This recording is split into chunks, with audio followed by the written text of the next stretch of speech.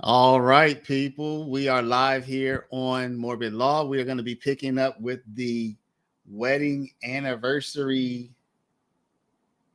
killer. What a name. We're going to be picking up with the wedding anniversary killers live streams. Right now, we're looking at the interrogation. Mrs. Flynn's, good to see you. Couldn't get on. Yeah. So we just started this stream. I'm going to need to come up with a thumbnail and everything, but I appreciate y'all. So I'm gonna go ahead and just keep running this until we're back, y'all. I'm gonna be working on a thumbnail for this in the meantime, okay? Because I need a thumbnail. So we'll be working on this. So I guess this will be the cross-examination. So let me go ahead and run it. Even though, like, you don't want to tell them, just tell them, just to get it off your chest. Do you recall, like, what or how you told him, or what you told him?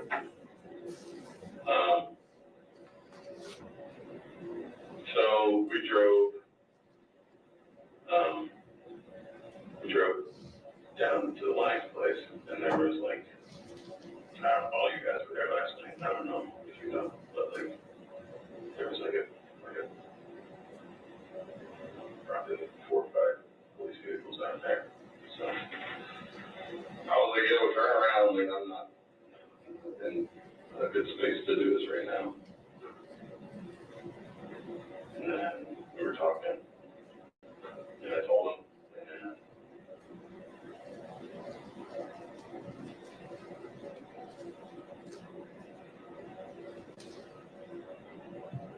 and what was his reaction? He turned the car around. What did you tell him? I told him that I killed her. Okay. Did you tell him how you killed her? No. Okay. No. He was like, where is that? So she's on the bus. He said, is she living on the bus? And I said, no, she's dead. I killed her. And he turned the car around. And I was like, listen, I'm going to jump out of this car. So, like, I can't do this right now. I just need some air. I can't breathe. I'm like overheating. So I got out. And that was it. He drove away. And where did you go? I just walked down the road a bit. And then I saw like a little covered shed or something like that. And then sat down.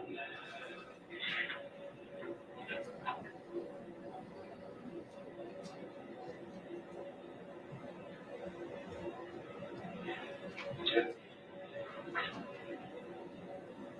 All right.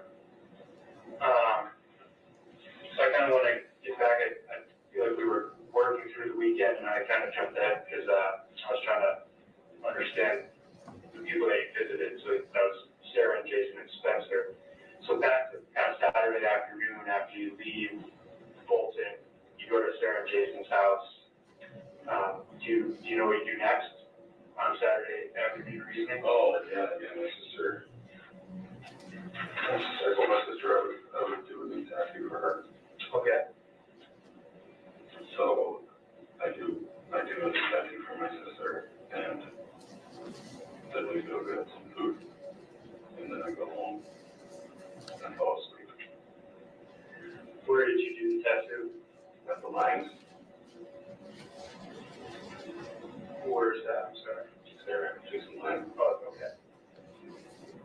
Spencer's last name is Lemons, so I don't know if you want to write that on there. Lemons? Lemons. Okay. So you do a tattoo at the Langs. Right. What kind of tattoo? This pine cone with maple leaf and some acorns. Oh, it's like a pine fruit. How big is it? On the wrist? A big pine cone? No, it's not a big pine cone. The pine cone is yay big. Maple leaves are like yay big. The acorns are just like two small acorns, and then there's like a pine branch with the pine needles. Okay. All right. Do you, so after the tattoo, do you know where you guys get food? Twigs. Twigs, where's that? Twigs on Next Street. Is that here in town, St. Albans? Do you visit Twigs? No, I'm not from the area. Do you go to Twigs? Is it decent? All right. Yeah. You haven't been either? I'm not from the south. Oh. What kind of food they get? It's like a gastro pub. You know, burgers and wraps and flatbreads. How about price? It's crazy. Yeah, it's pricey. Yeah. It's good. It's good ambiance. You pay for the good drinks too. So was your sister's Nicole or Nikki? Was her boyfriend with her? Mm-hmm. Any conversations during the tattoo or dinner about what had happened? What I had done? Yeah. I have not told my sister or her boyfriend. Okay. To this day. To this day. Here now. Okay. I couldn't. Okay. The fact that she's gonna find out.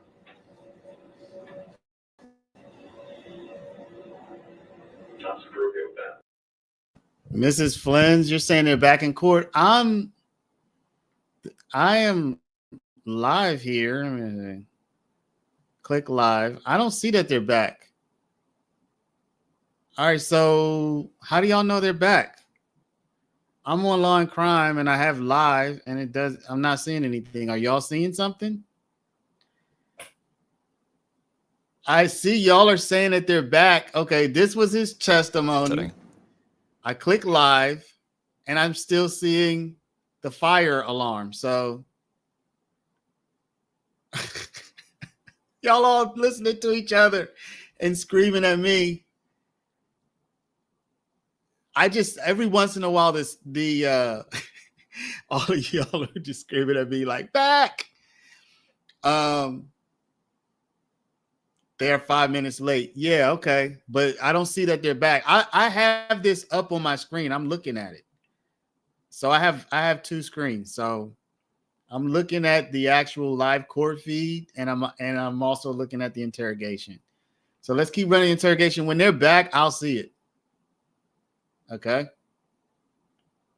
Or do y'all just want to stick with this? They might be a few minutes late, but what time are they supposed to be back at? 5:55? Because it's 5:58 now. So would they be back at 1? Ms. Lily, did they finish? So let me get this straight. First, so that was his defense that was questioning him, right? So now did they finish that, Ms. Lily, or where do they stand on that?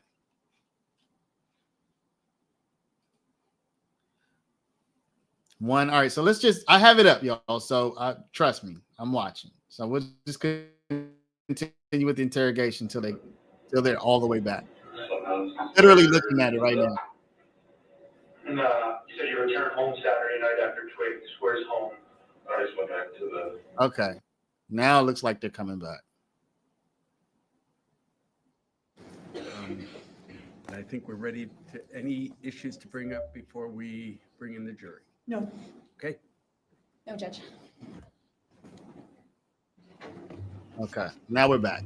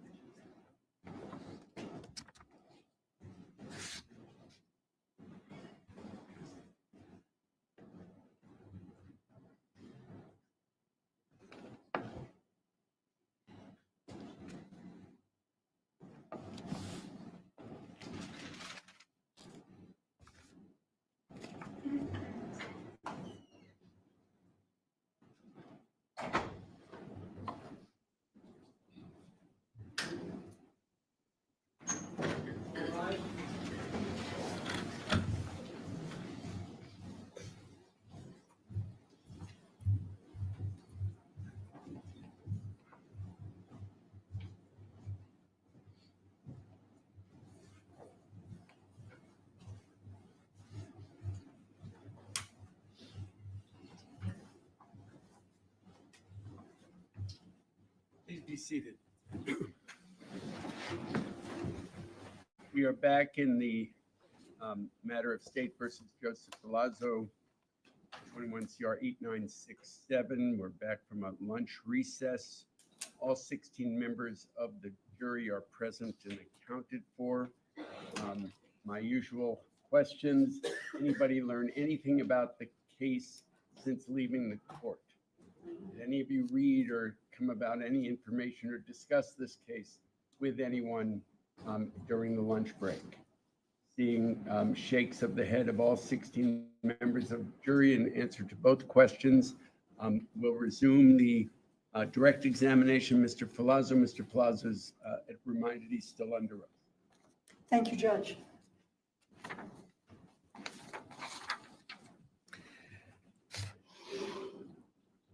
Hi. Hi. So we're going to start talking about the weekend of October 16th. Are you ready? As ready as I'm gonna be. Okay. I think you testified that you drove from New Hampshire to Bolton and arrived around 5:30-ish. Is that about right? That seems right. It was still Okay. light out. Still light out. Yes, And this was mid-October. right. Okay. And during the drive, what kind of mood were you in? Great mood. Yeah, we spent, well,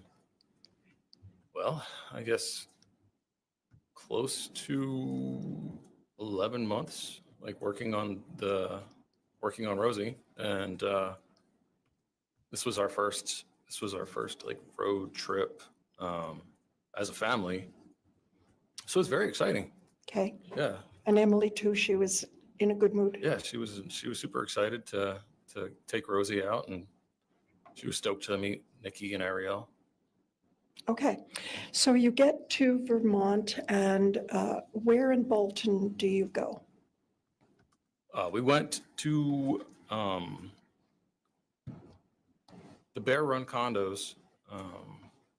My sister rented one of the she rented a Airbnb condo. So we went to, it was like, there's 3 large buildings, and I think it was the last building. Okay. Where did you park? Parked in the parking lot outside of the building. There was a nice flat spot, and for anyone who's ever driven like an RV, like finding level ground is it's like winning the lottery. So, well, typically if you don't find level ground, then you have to level out the RV, or else everything's going to be, if you put something on the counter, it's just going to slide onto the floor. Okay. So you got to make everything level the best you can. And so finding level ground was, Yeah, it was great. it was great. Yeah. So what's the next thing that happened after you parked the vehicle, the camper, Rosie? Parked Rosie, and so the access road to get up to the condos is very, very steep, like really, really, really steep. And there was smoke coming from the transmission, and some of it had made its way into the cab. So when we parked, she was upset about the smoke being in there. So we made efforts to immediately like open up the door, open up the roof hatch, open up all the sliders, and get some fresh air within the cab. So yeah, it was kind of smoky in there, and she was upset about the smoke.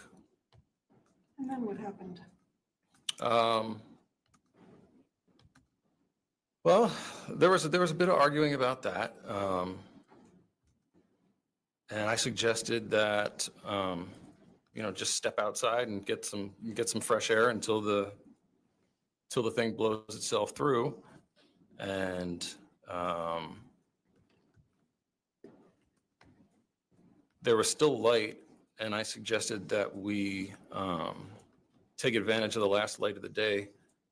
And so where it's located is on technically there's 3 peaks at the Bolton Valley Mountain Range. It's like Woodland, Vista, and Timberline. So we were on the Timberline peak, and I suggested we go down. If you hike a short way down, there's a drop off, and you can get the last light of the valley over the trees. So I suggested that we hike down to the drop off and take some photos and post them up on Roaming Rosie, our social media. And what did Emily say or do? She was very angry about the smoke, and she started arguing about it, how pathetic it was, and that the whole thing just was turning into a shitty situation or something like that, is what she said. Then what happened then? Yes, she said she did not want to go hike down. Did this conversation happen inside or outside the camper? This one, it started outside and then worked its way inside. And I was like, you seem like really, really hostile, is what I said to her. And I'm like, what's going on? Like, the drive there was fantastic. Like, we're singing along to the radio together. We're talking about how we're gonna like start our trip and go meet the rest of my family. And she's all smiles. And then next thing I know, she's like throwing stuff around. And Like what? there was like a basket that had some bottles of alcohol and some candles, and there was like a bunch of throw pillows and Remington. Remington was like sitting with her, and she like threw her off. So I was like, yo, like, maybe just like pour yourself a drink and relax. We brought stuff to make drinks. We brought marijuana. I was like, yeah, just have a smoke, have a drink, and we finally made it on vacation. Like, just try to take that in. Then what happened? Well,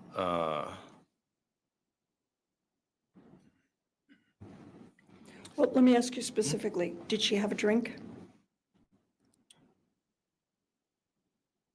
I made drinks for myself, and I thought that she was earlier. Dr. Shapiro said there was no alcohol in her system. So, don't comment on that, please. Okay, Did she have a drink? I saw her drinking. Okay, what? Must have just been Red Bull. Okay, But I was having Red Bull vodkas. That's what I was. that's what you were drinking. Yeah. So you had a drink, and your recollection is that she had a drink? Yep. And was there any conversation going on while you two were having a drink? Yeah. So there was conversation, because I was like, yo, you're really hostile. Like, what's going on? Like, it can't just be like the smoke cleared out. Like, why are you so hostile? And she said that. She's like, well, I have a dilemma.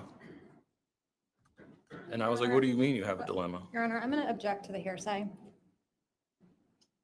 Well, why don't you come up and why don't we hear what the proper is?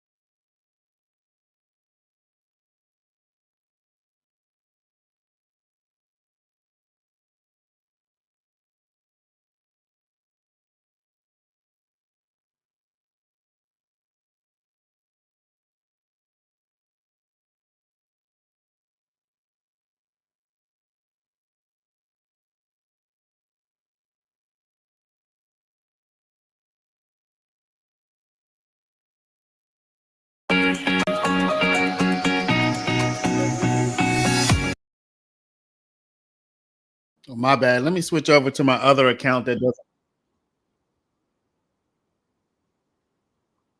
Let me switch to my other account that doesn't have any ads. My bad. Give me one sec. People. Gotta get all my accounts ad free on YouTube. One second.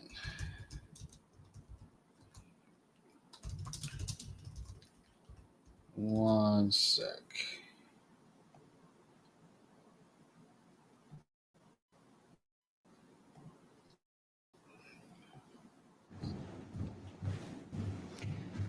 So you started telling us a little bit about the specifics of what Emily may have said, but without going into specifics, we saw in the interview that she was saying hurtful things to you. Is that a fair statement? I saw that in the interview, yes. And is that your recollection of what you were hearing? From watching the video, No, I don't want to know what you saw in the video. I want to know what you remember. from what I remember of our conversation, Yes. well, I started telling you about our conversation, but then there was an issue with it, so I don't know what to do. Let's answer questions and we'll take up whatever issues there are. Okay. All right, yeah. So we had gotten to the point where there was a discussion of a dilemma. And when I inquired about it, she showed me on her device that she had typed a very lengthy,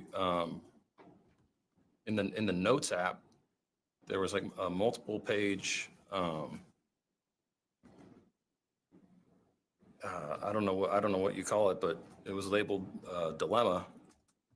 So I was like, okay, well, it seems like you have something to talk about. But then she deleted the note. You saw that. Yeah, she deleted it and she said, I'm not going to talk about it. So How were you feeling about this conversation? How did it make you feel? it made me feel like it was pages and pages. So it made me feel like she had something that needed to be expressed. And when she deleted it, I was like sort of shocked that something that took that much effort wasn't going to be brought to my attention. What happened next?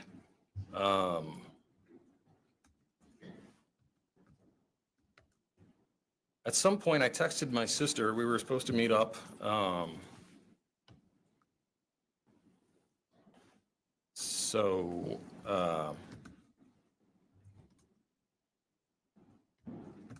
There was a bit more argument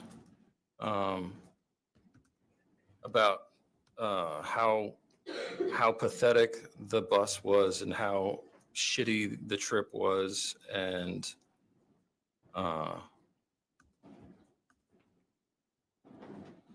Let me ask you this. You started saying you texted your sister. yes, What did you text to your sister? I asked her when she was gonna be showing up, because we were eager to meet her. Something to that effect. I can't really remember what I texted to my sister, but it was something to like, when are you gonna be here? We're here. And so did your sister meet up with you? Yes, she did. Where? She came to the condo and parked next to Rosie and came into Rosie. Was she alone? No, she wasn't. She was with her boyfriend, Ariel. Okay. And was Emily in Rosie with you? Yes, she was. So how long was Nikki there? And Nikki Uh, and Ariel? Nikki and Ariel came and stayed for, I would estimate, a half an hour. Okay. Did Emily participate in conversation with your sister? She greeted them, introduced herself, and then she sort of just sat quietly on the edge of the bed, not really engaging in any kind of conversation. And you and your sister, you talked? Yeah, we were just catching up on sort of current events, what was new with her, how it was great to see her, and then the introduction of Ariel.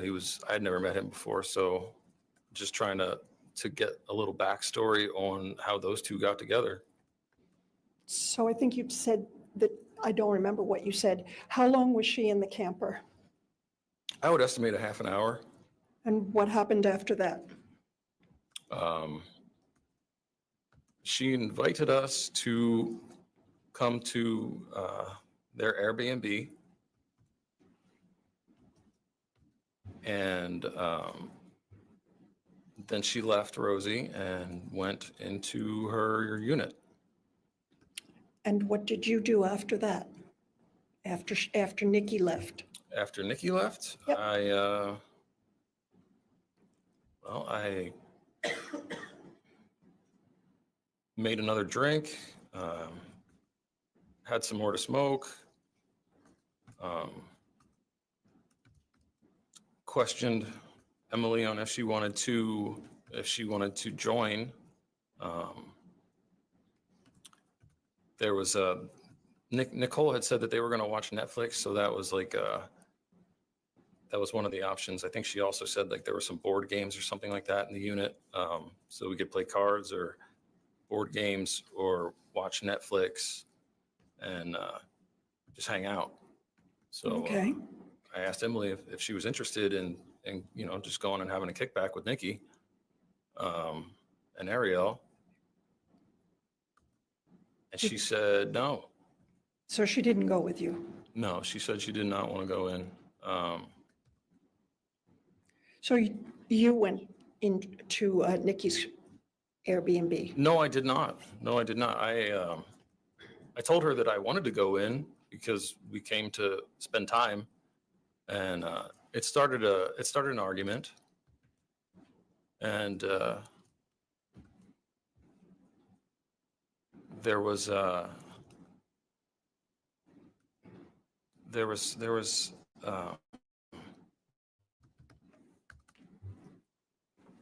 time where we were talking about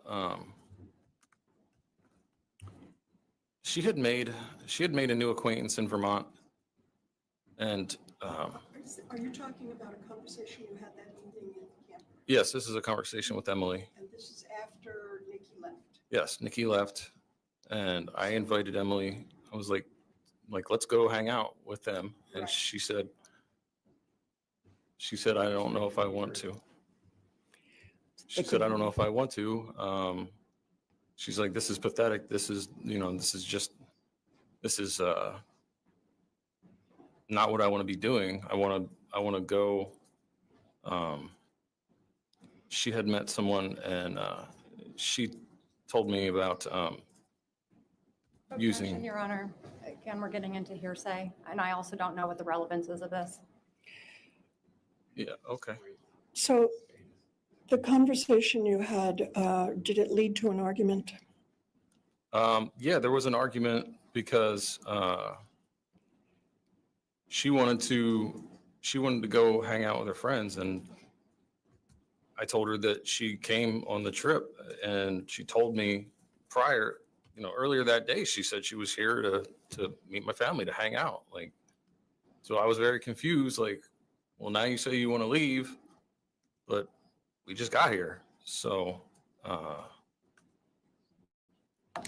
So what did you do next?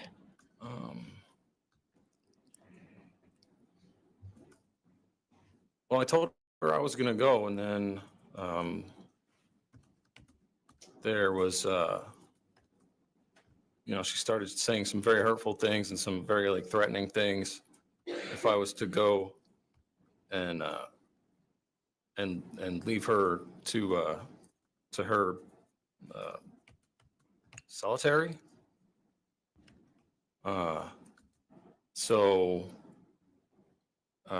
Yeah, that was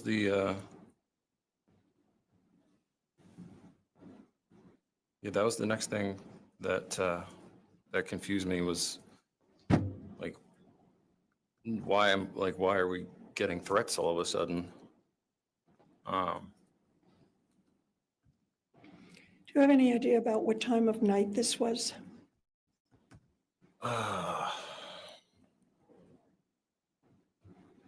This could have been somewhere I'm going to estimate around 9 p.m. So what did you do after that? Well, I told her if you want to go, then go. Like I don't want you to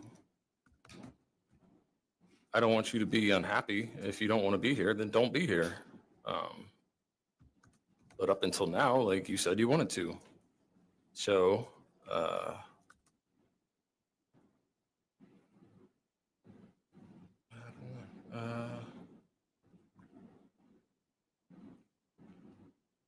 I just need a moment.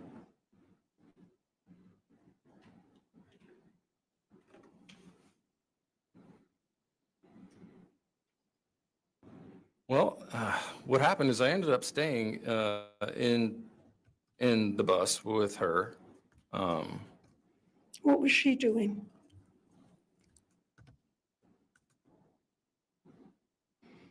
Well, she was having a fit, really. She was cussing and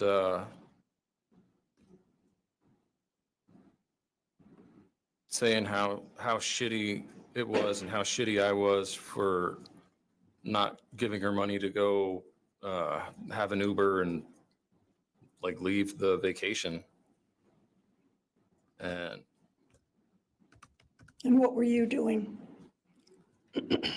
I was on vacation, so I made another drink and I had some more to smoke. And And just to clarify, you were drinking vodka and Red Bull? yes, ma'am. Okay. I remember dancing. I think I put some music on and I was just dancing with Remington.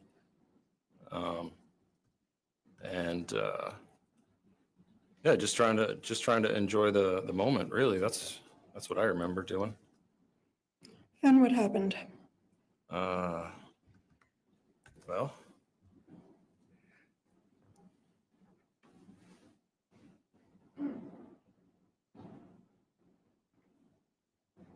I just need a second.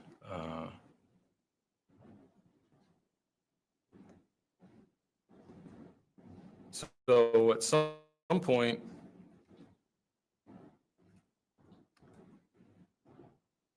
I remember she had grabbed her device, her phone, and I think she was just like scrolling. Scrolling? Yeah, I think she was just like scrolling around. I'm not sure what exactly sites or what apps she was using. So, but yeah, I was just doing what I came there to do. I was just enjoying the scenery, like watch the sun go down. Spent some time with Remington. I kept asking her, like, if you want to talk at all, like, please talk to me. Like, there was pages and pages that you wrote, so it sounds like we should talk. But she didn't.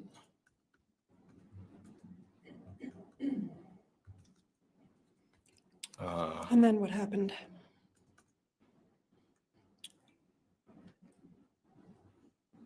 Well,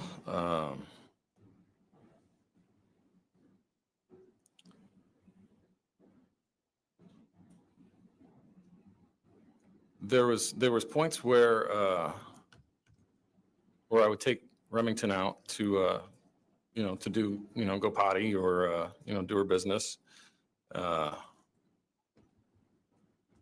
and Let me interrupt you. yeah. Was it dark by this time? Yeah, it started to get dark. That's what I was remembering, that it was starting to get dark, and I was getting concerned about taking Remy out. So I did like a rearrangement of the firearms,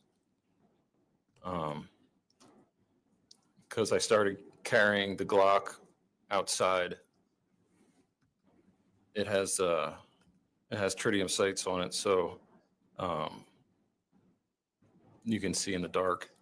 And that was I had seen some what I believe to be coyote.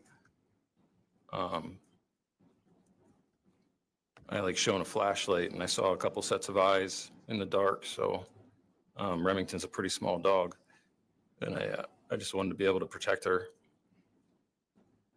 So So the Glock is a gun that you typically carry.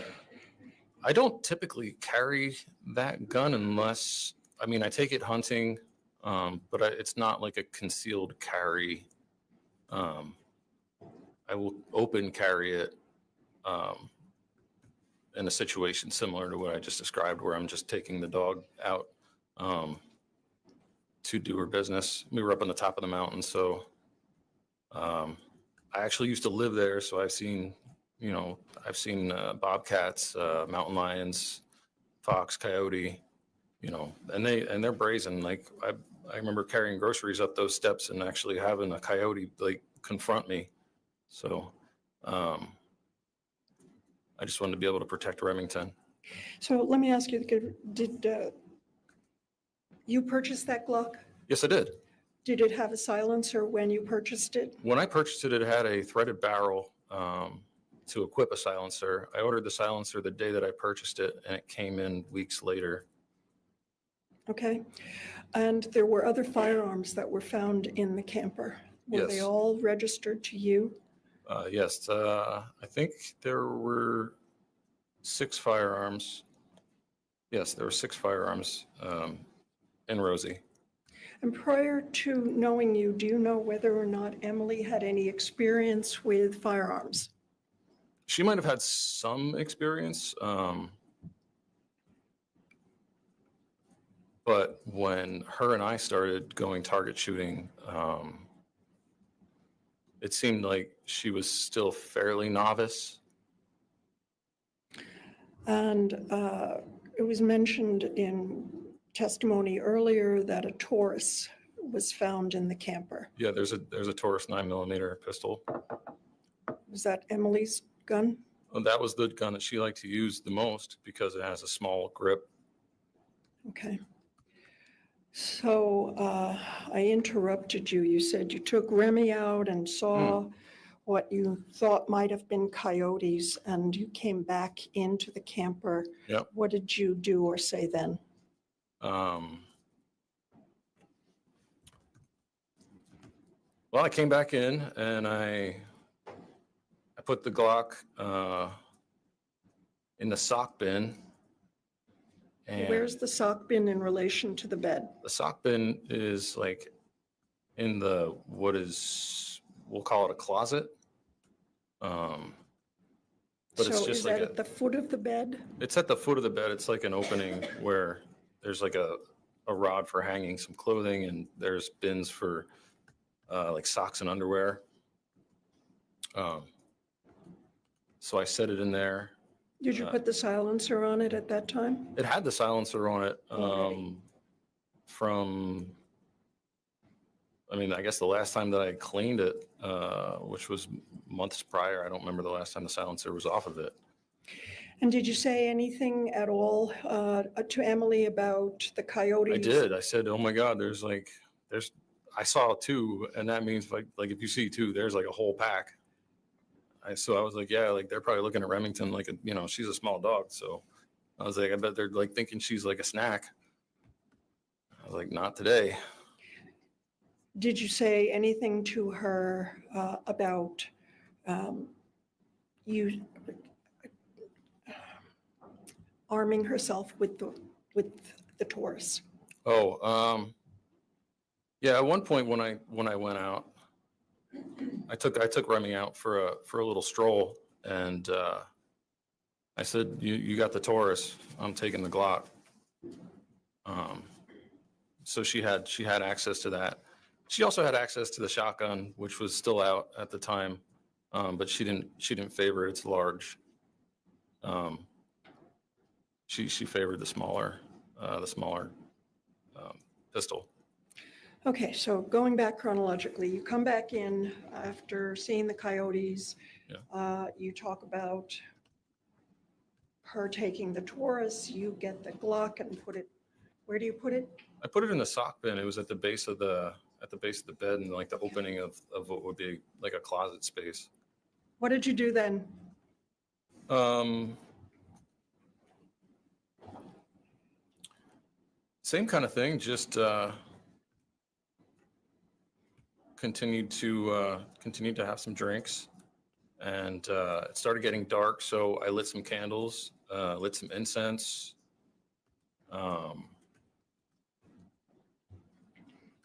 Yeah, just kind of I did what I like to call like aisle yoga. So there's like a not a very wide aisle that runs down the middle of the bus. So I was just doing some,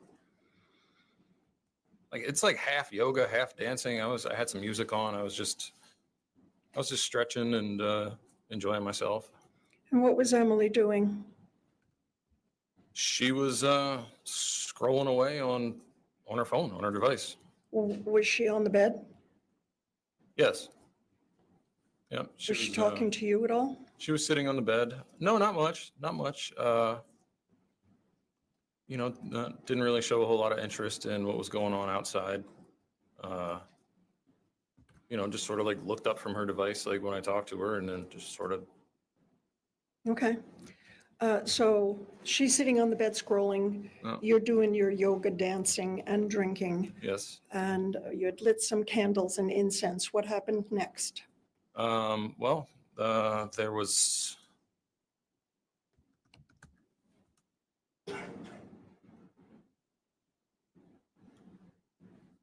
There was a point where Emily went from she was sitting up kind of like cross-legged, and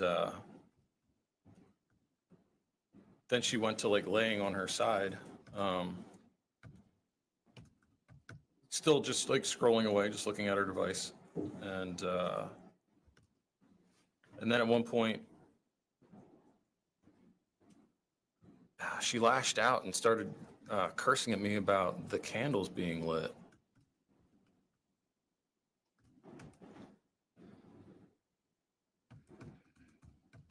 What did she do, if anything? Well, she was, she was cursing. I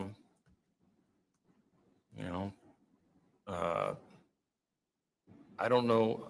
It wasn't really, in my opinion, it wasn't really bright, but she was cursing. I mean, the lighting wasn't overly bright. Right. I didn't turn any of the, we had like battery powered LED lights, and none of those were on. It was just candlelight. So Let me interrupt you there, just to ask you about, there's been testimony that Emily's phone was powered off and so was yours at some point that evening. Why was that?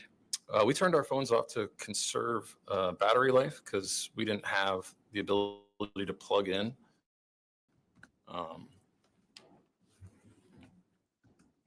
Okay, So that's why. yeah, All right, so you didn't think it was overly bright in the camper? no, I didn't think it was overly bright. I think there might have been 5 to 7 candles lit. How So many? 5 to 7 candles lit. Okay, of varying sizes? All the candles were about the same size, like a large, Like a sort of, Yankee candle? Candle. Yeah. Like, so you're Yeah. Gesturing, about, whatever it is. to 8 me, it inches, looks like about, 7, 8 how many, inches. you're saying about 7 or 8 inches tall? Yes. And what's the diameter? Possibly like a 4-inch diameter. Okay, so 7 or 8 of those large candles. Right. Yeah. And what happened?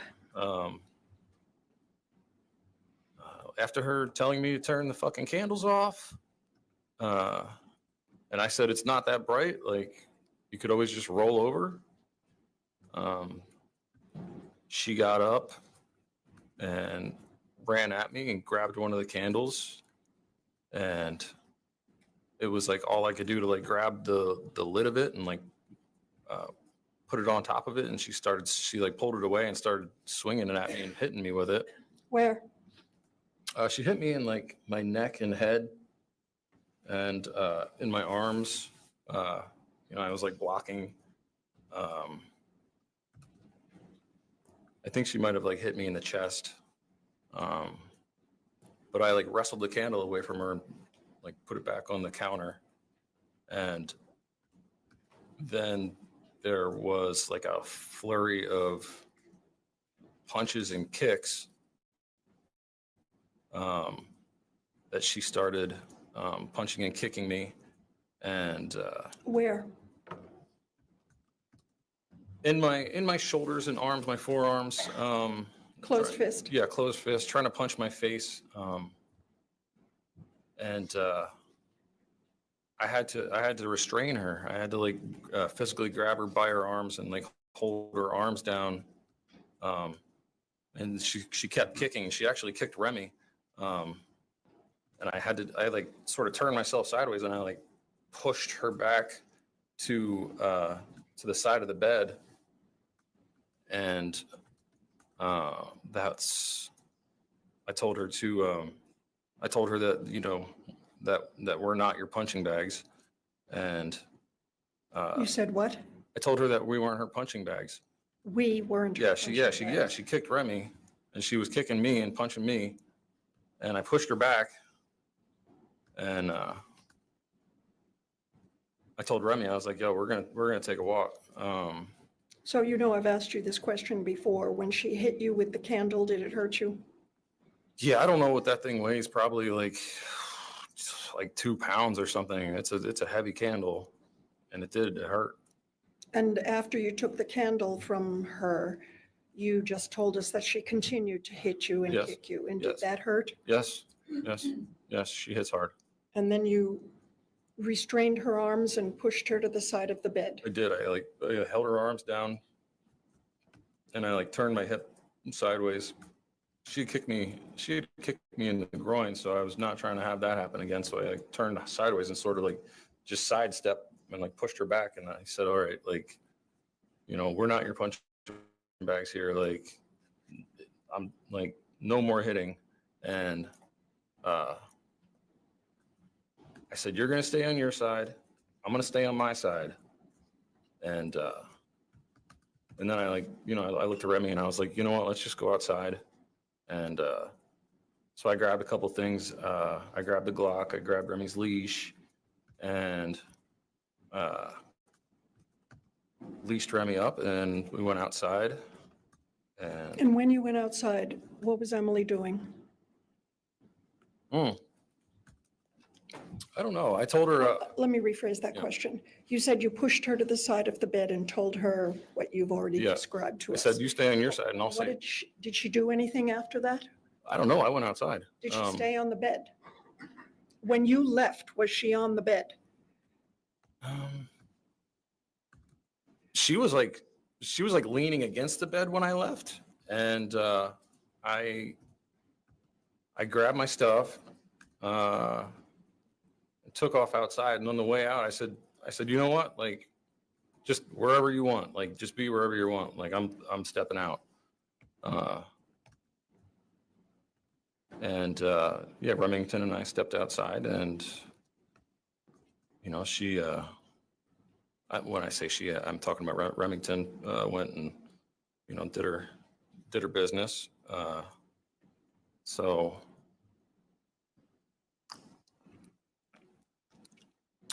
when I came back inside after letting Remy out, Emily was on the bed, and What did you do? Well, I believe you told us earlier it had been raining. yes, it was actually, yes. It was raining outside. So when I came back in, Remington and I were wet. So I grabbed a towel and dried Remy off and dried myself off. And I came back in. Where and was Emily?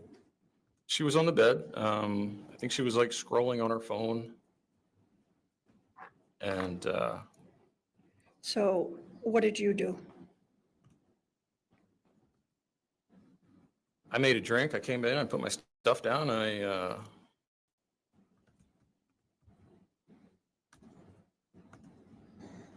came in, made myself a drink, and had some more to smoke. Asked her if she was up for talking about why exactly she had a fit about the candlelight. And I don't know what she was saying. She was saying something, but it was just like she was just like muttering. So I couldn't really hear what she was saying. Okay, then what happened? Um,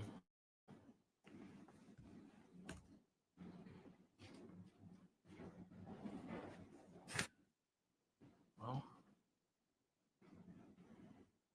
at some point there was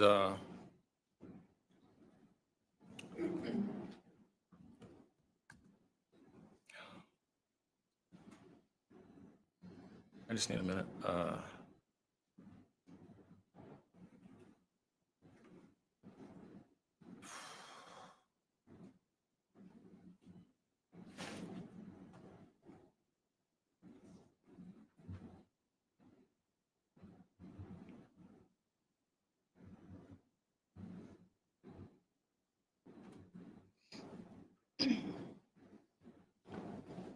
Yeah, there was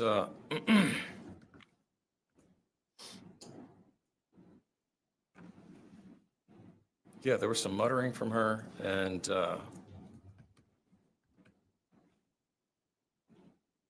then I don't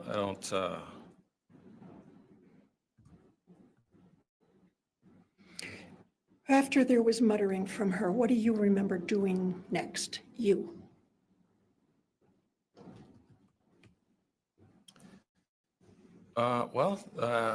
some time had passed. I think there was like another drink involved.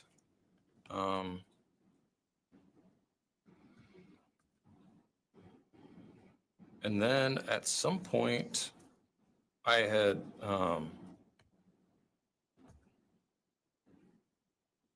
had decided to go climb in bed, and And just to be clear, your side of the bed is at the back of the bus, correct? right, yes, it is. So in order to get to your side of the bed, Yeah, what did you have to Objection, do? Your Honor, leading. there's What did you have to do? yeah, to get into the bed. So to give you an idea, like the bed is very high. There's a lot of storage, and then there's a mattress, and then she was laying on top of it, so it was very high. So you have to climb onto the couch and then across her side of the bed to get into my side of the bed. So did you say that you decided to try and get into bed? Yeah, I decided to get into bed. And did you take the Glock with you? Yeah, I drained my drink, and I grabbed the Glock off the counter, and I And what was Emily doing? she was laying in bed. And where, if you know, was the Taurus? The Taurus was under her pillow. How do you know that? That's where it was the last time that I had saw it, When was that? earlier that day. Okay. That evening or that day? That day, Okay. it was there all day. Okay, so you take the Glock Yes. that already has the silencer on it, correct? Yeah, it had a suppressor on it. And what do?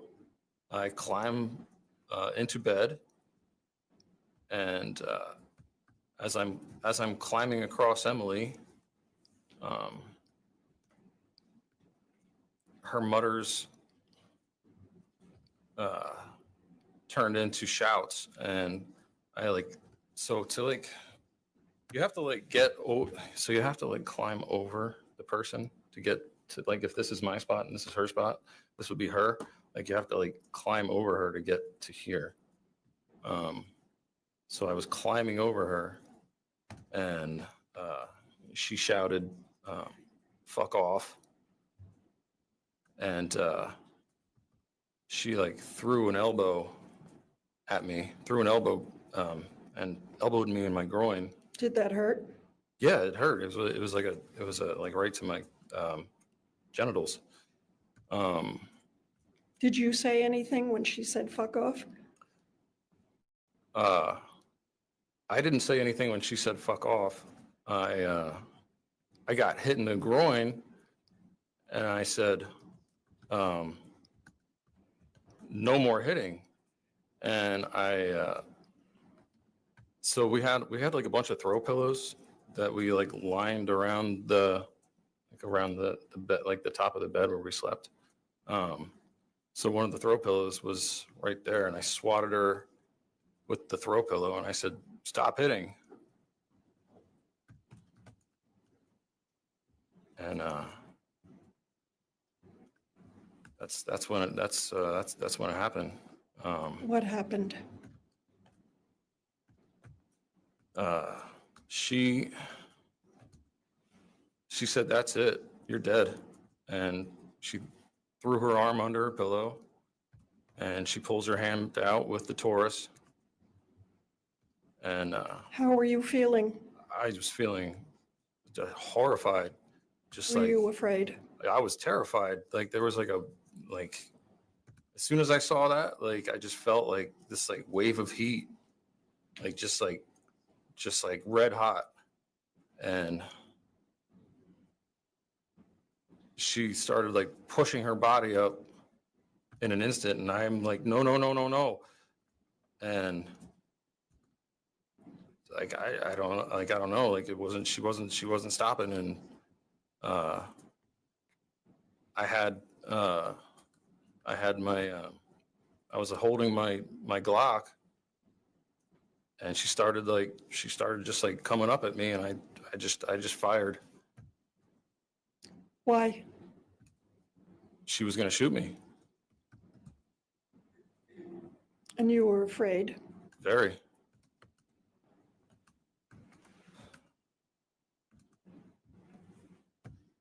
You fired twice.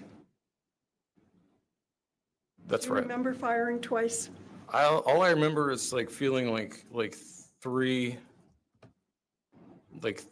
things. It was like I felt like it was like boom, boom, boom, and it was like two shots, and then her body like dropping. Like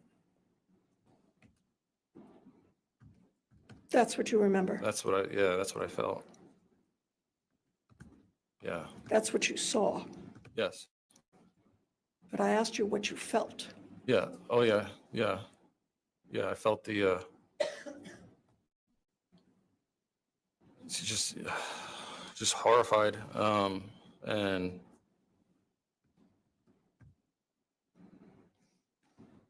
yes, it was terrible. Did you shoot her because you were angry? No, no, no,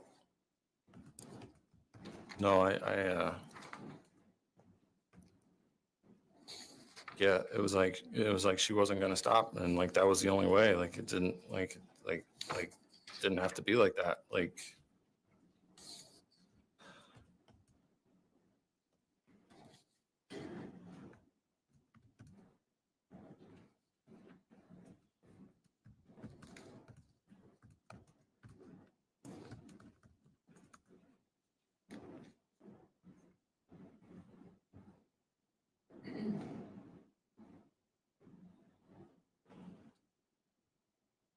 Is there a question? I'm giving my witness time to recover. He's having some difficulty.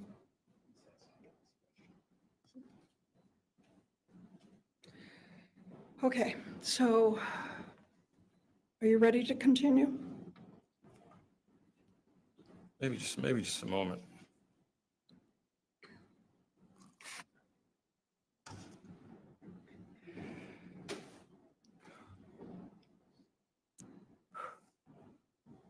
So, Joseph,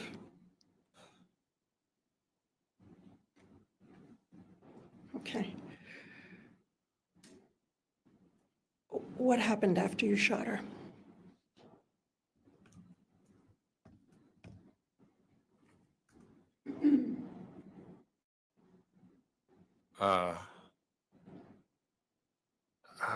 I yelled at her, like I said, "Are you fucking kidding?" And like, why the hell would you do that? Did you know she was dead? I picked her up.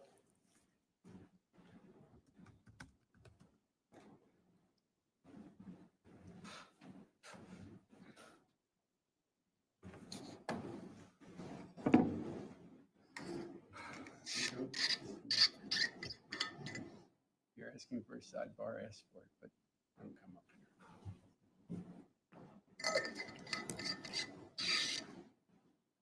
here. May we approach briefly? Yeah. Very briefly.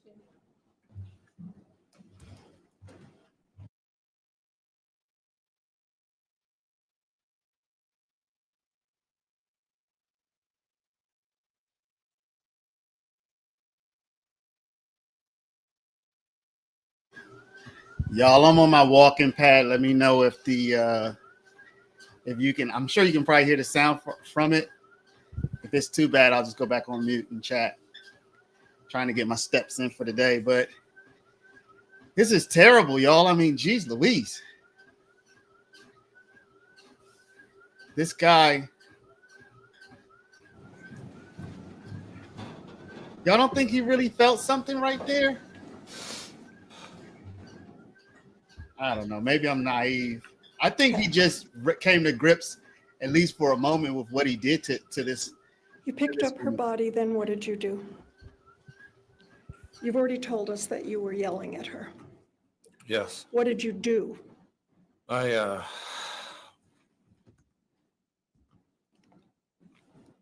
shook her. You shook her? Yeah. Why? Well, I wasn't sure if she was dead. She just fell lifeless and she was gone. Like,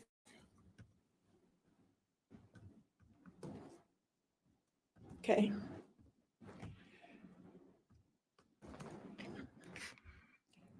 What did you do after you shook her? You confirmed in your mind that she was dead. Is that what you're telling us? yes. Then what did you do?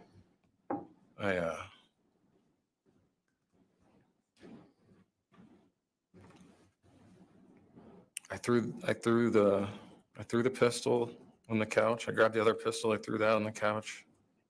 Let me back you up. What pistols are you talking about? There's a Glock pistol and a Taurus pistol. So the Glock is yours, and that's the one you used to shoot her. Is that right? That's correct. And the Taurus was hers. That's correct. And they were both on the bed? Is that what you said? Yes. What did you do with them? I threw them off the bed onto the couch. Did you remove the silencer from the Glock? No. Okay, so you threw the two guns onto the couch. Yes. Then what did you do? I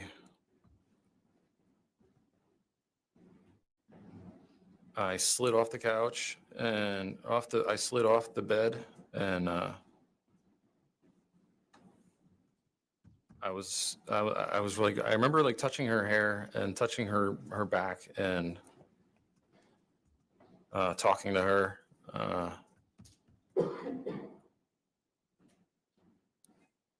And I was Did you have anything more to drink?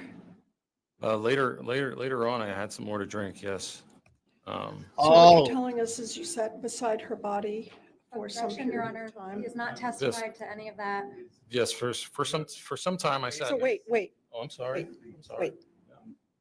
There's a series of leading questions, Ms. Jansen. Yes, I've been told.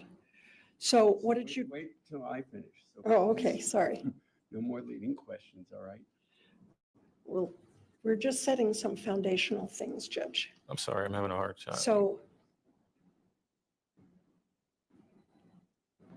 Where are without my putting words into your mouth, what did you do next? we? I sat with her body, and I touched her hair. I touched her back, and I talked to her.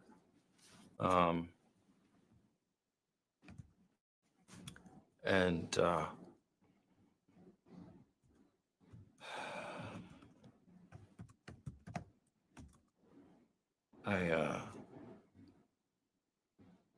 Do you have any idea what time of day or night this might have been?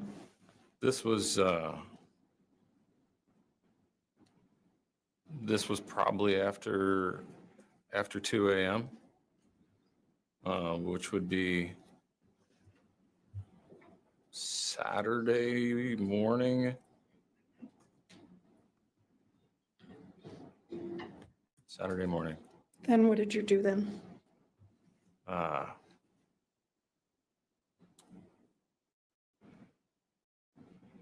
I at some point I lifted her up again and I was inspecting her and I just saw like a lot of blood like coming out of her head, and I was like, oh my god, like so I went and I had some plastic bags, so I went and opened a plastic bag and I put it under her head so she would I didn't know how much blood was going to come out, so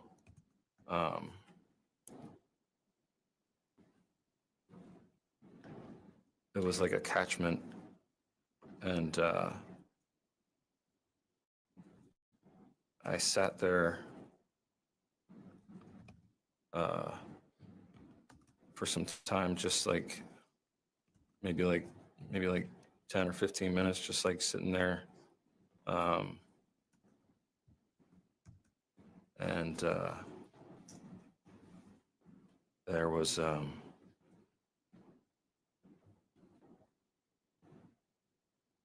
don't, at some point after that, I think I like slid off the couch onto the floor, and I called out for Remington, and she has like a small doghouse underneath one of the couches, so I checked on her, and I sat with her, and at some point I grabbed the vodka and continued drinking. Let me stop you Okay. and ask you. You're testifying today about what you remember. When did these memories come to you? My memories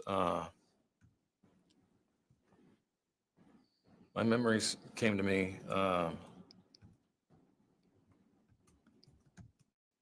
sometime after the event. I was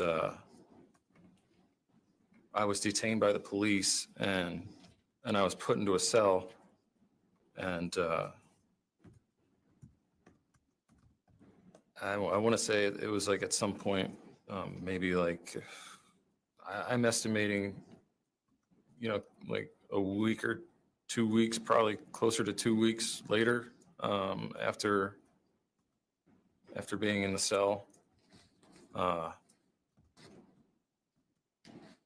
I don't know, like I had an experience. I know that this is going to sound strange, but I had an experience. I don't know if anyone's ever like been on a merry-go-round, where you're on it and everything's just spinning, but that's what I was experiencing. It just felt like everything was spinning, and then the ride finally came to like a stop, and then there was like a bit of clarity where like there wasn't as much like distortion. So what you're telling us today about what you did after you shot Emily, are those memories that came back to you later on? Objection. Again, Judge, another leading question. Sustained. When did those, what you just told us, it was a couple of. Yeah, it was a couple of weeks. I was having flashbacks. I finally started to. I felt very separated. And what I mean by that is like I feel like my mind and my body were on two different planets, and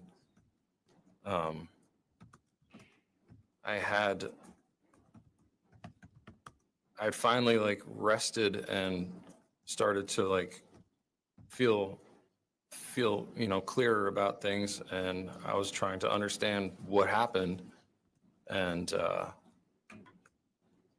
trying to put the pieces back together, and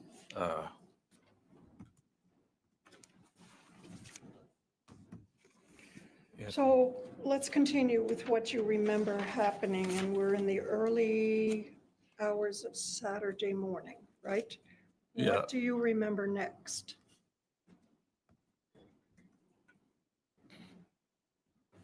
Early Saturday morning,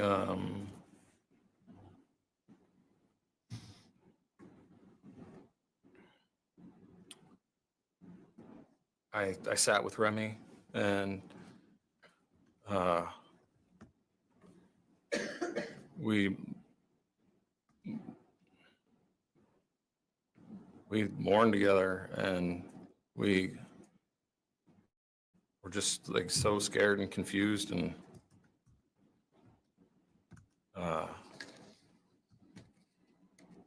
yeah, I remember drinking from the bottle, and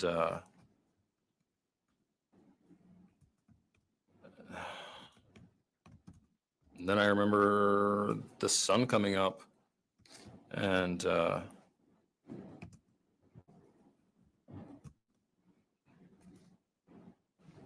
yeah, I remember the sun coming up, and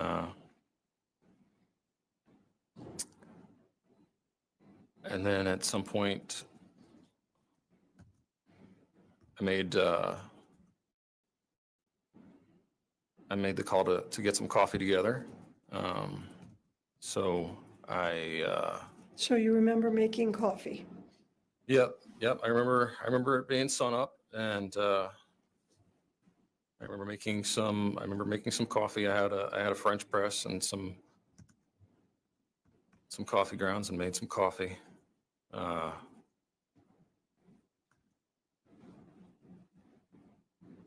And took Remington out.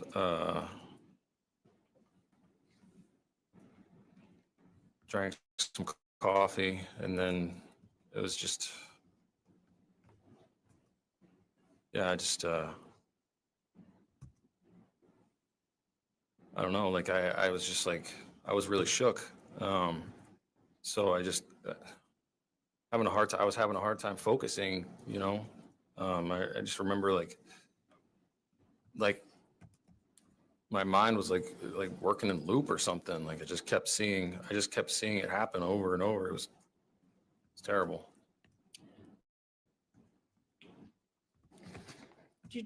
Are you telling us that you saw yourself shooting Emily? Objection, Your Honor. No. Wait until the judge rules. Oh, sorry. You can answer. No. I just remember.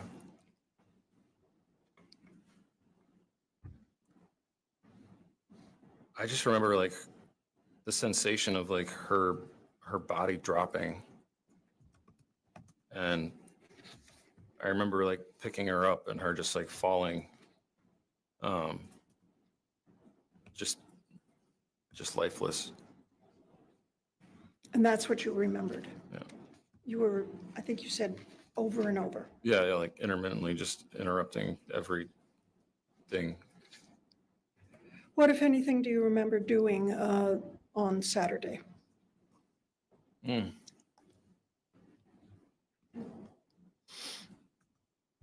On Saturday, I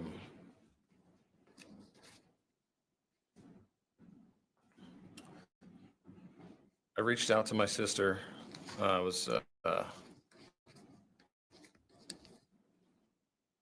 reaching out to see if she was awake, if she had her morning coffee yet, to see what her plans were for the day.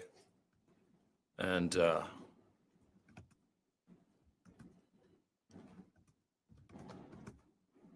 don't know if she asked me or if I asked her about eating, because the next thing that I remember is we went to eat some breakfast. You remember that? I have like a couple flashes of like getting in her car, somebody's car, Ariel's car, I don't know whose car. I remember getting in their car. I remember like being at the restaurant. I don't really remember specifics. Do you remember telling her anything about where Emily was? Yeah, yes, okay, yeah, I do remember she asked, is Emily joining us? And, I lied and told her that Emily was still sleeping. Why did you lie? We talked about how their trip was, for their it was for their vacation, and that she didn't want us to bring our drama to their vacation. So I didn't want to dump that on her. So your testimony is that you didn't tell her that you shot Emily because you were honoring her request Yeah. not to bring drama? Yes. Yes, I didn't want to bring the drama to her vacation. Okay.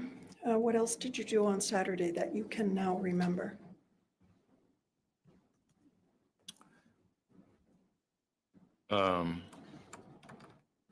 After breakfast, there was,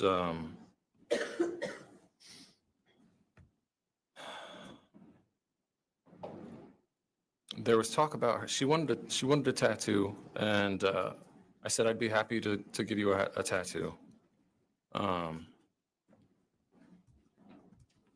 So we made plans to meet up. Oh, you know what? I think at some point I took a shower. Yeah, I took a shower. Yeah, I think after breakfast I took a shower in her Airbnb. And So you remember her asking for a tattoo and you agreeing to do that, right? yes, What else do you remember happened on Saturday, if anything? took a shower. I went and I had to pack Rosie up for a trip. And after the events the night or the morning, the events of the morning, Emily was lying on the bed.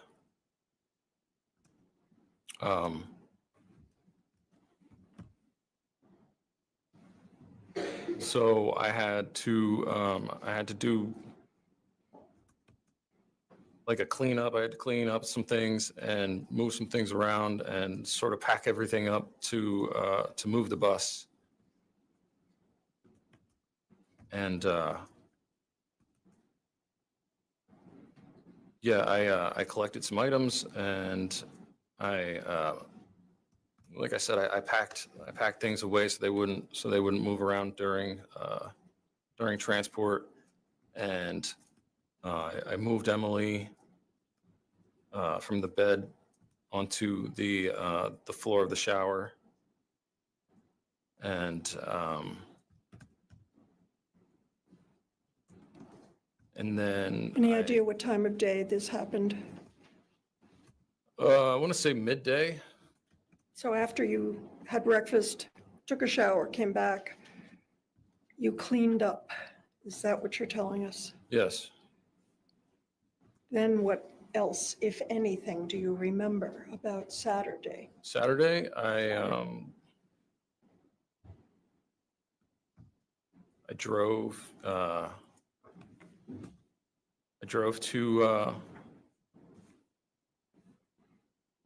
to Sarah and Jason Lang's. They were letting me use a room as a studio where I was doing some tattooing, and there was I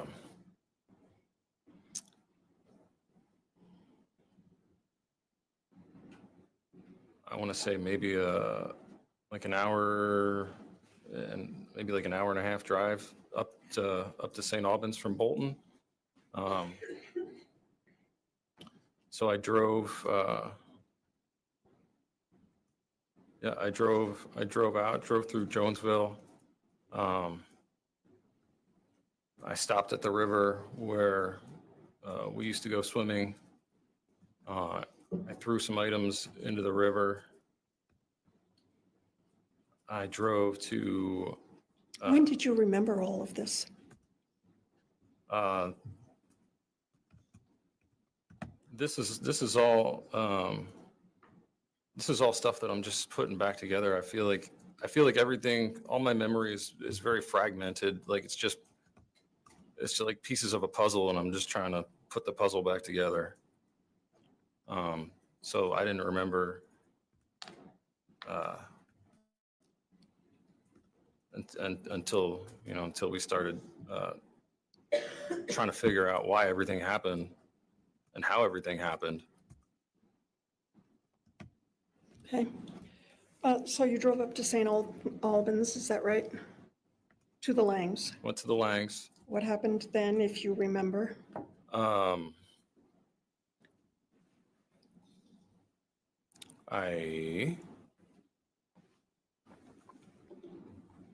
parked Rosie, and I went to speak with Sarah. She was home. I think Jason was working. What, if anything, did you tell them about where Emily was? They, well, Sarah was there, and she asked, "Where's Emily?" And I lied to her, and I told her that Emily had left to go hang out with some friends. Yeah, she was talking about going to hang out with her friends, so I just sort of like ran with that information and just told Sarah that she was hanging out with her friends. What do you remember happening next? Well, at some point, my sister and Ariel showed up at the Langs.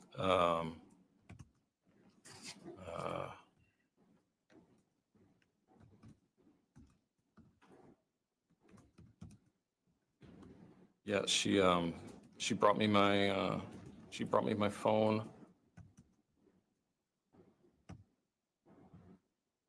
And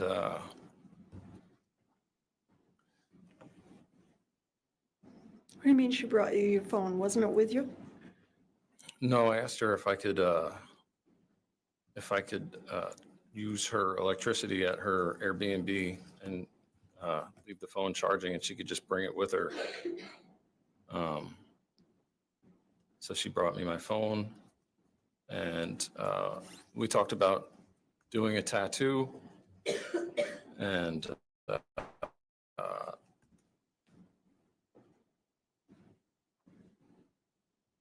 I remember doing like a sketch out of the tattoo. I remember feeling like really angry.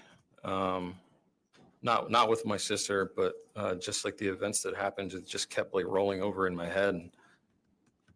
I was just so angry, like thinking like how anyone could push me to that. Like I just never thought that was possible. And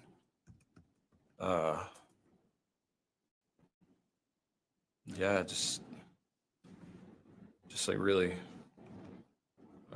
out of focus. And We've heard testimony from other witnesses that you appeared very calm and natural.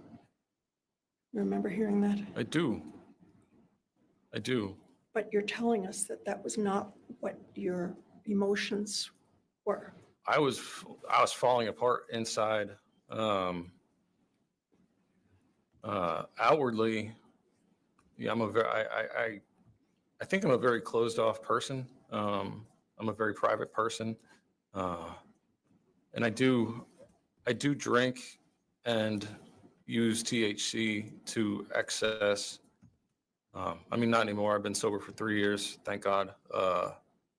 But out there, it was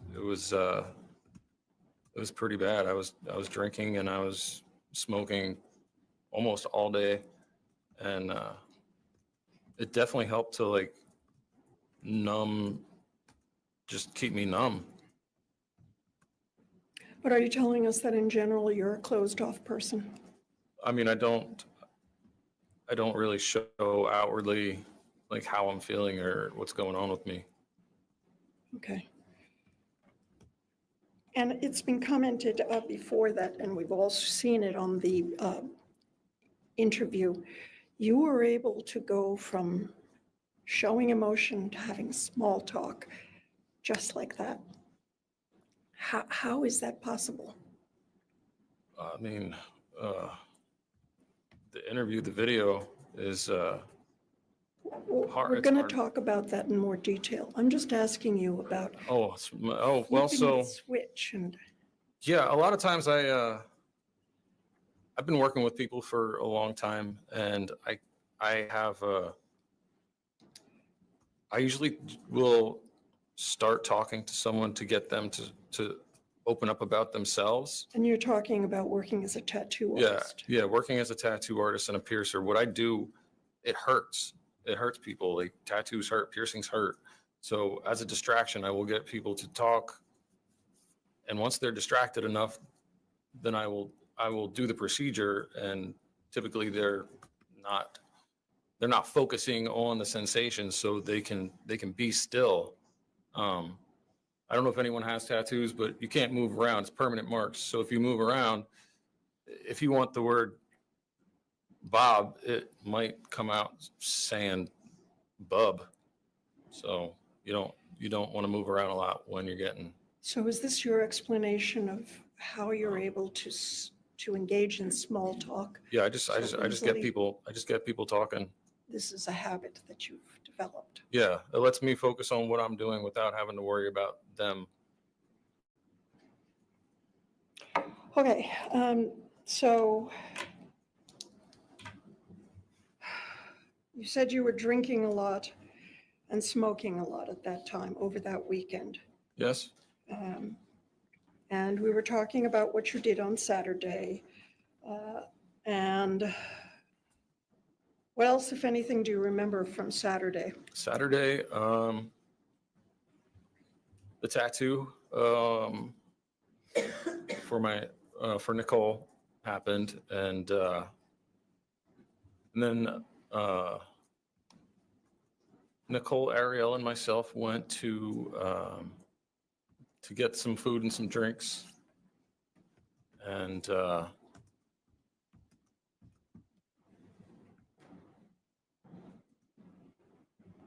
I believe they drove. They drove. I got in their vehicle, and we went to Twigs. And I remember having like a snack, and I remember having multiple drinks, and leaving. Well, really, I remember them dropping me off back at the Lang's place. Okay, I don't remember a lot of the conversation or I felt very distracted and very just, yeah, I was going through some pretty emotional stuff. what do you mean by that? I don't know. I can't really explain it. It's like the first time anything like this has happened to me. So like I couldn't focus. But what I do remember is them dropping me back off at the Langs, and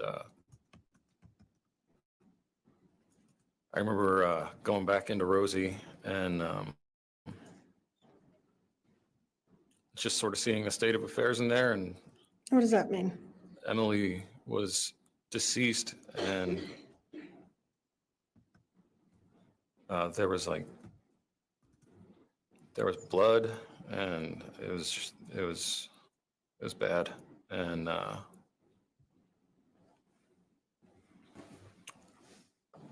Did you sleep that night?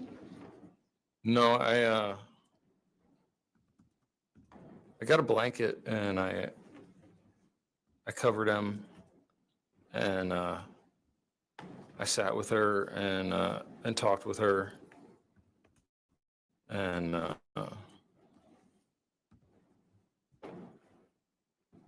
yeah, the three of us just sat together, and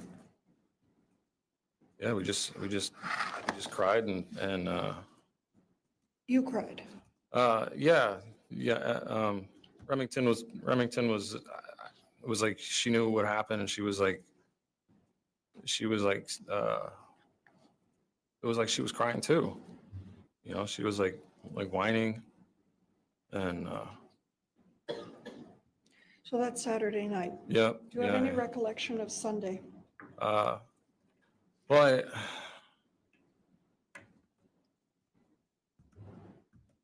I remember drinking. I remember sitting on the floor, like holding Let M's me stop hand. you there. Uh-huh. Did you have all of this, what were you drinking? Was it still what you told us before, vodka and Red Bull? No. No, I believe that, well, that was Saturday night. So I remember drinking red wine and gin. Was this alcohol that you already had purchased and had in the bus? Yes. It's a lot of alcohol. Yeah, I had a real problem. And I didn't want to feel, I didn't want to be in my emotions like that. And I drank, and then I remember the sun coming up on Sunday, but I don't really remember Sunday. Okay. Do you remember anything happening on Monday? All I remember is from there on is just like flashes of things and just really like distorted. Let me ask you specifically, do you remember going to the Basses on Monday? I remember like a flash of being on the road, like riding there. I remember a flash of seeing Adrian's eyes. Why did you go to the Basses? Um,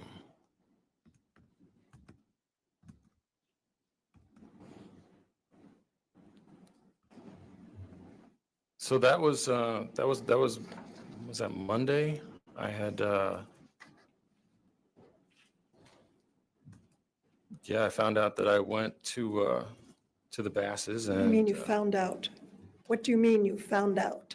well, I read a transcript. Okay, so I'm asking you if you have an independent memory or recollection of going to the Basses. All I remember is like seeing Adrian's eyes, and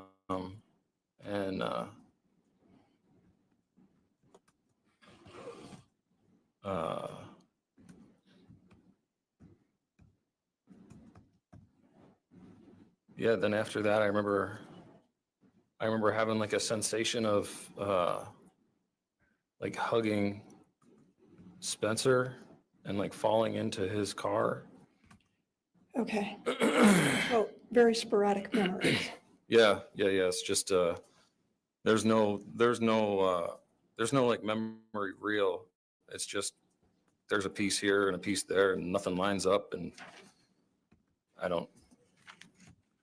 can't. We'll take our afternoon break now. Okay. I want to talk to the parties for a moment.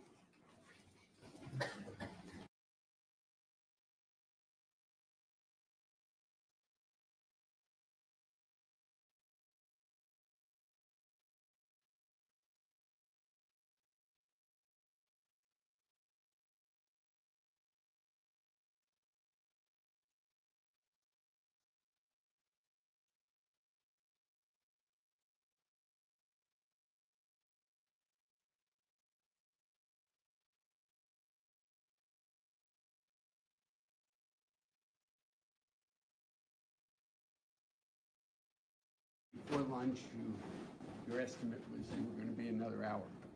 It's been, we're working on, it's been a little over an hour and a half. Now, things that I was planning to cover later on. How much longer do you think your direct will be? Half an hour, 45 minutes. Yeah. 45 minutes-ish.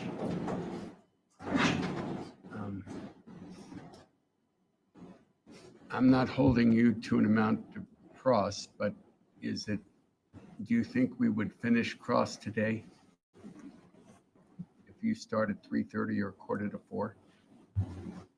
Again, there's no need to say yes. I don't know. Okay. All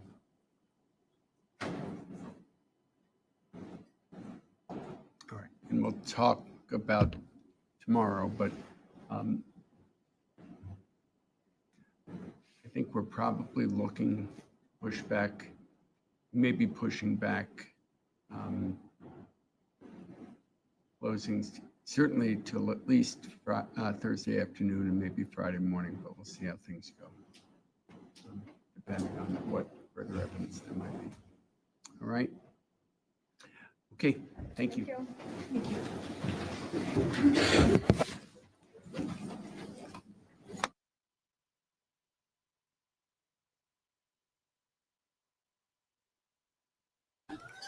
So is this a break, y'all? I'm on a walking pad, people. Trying to get my steps in. So are we on a break right now?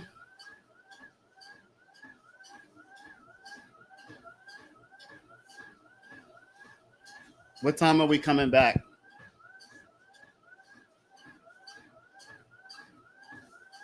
All right, so we're coming back. What? Did they give a time to come back? I'm just going to play some more of the interrogation in the meantime then. All right, while we wait.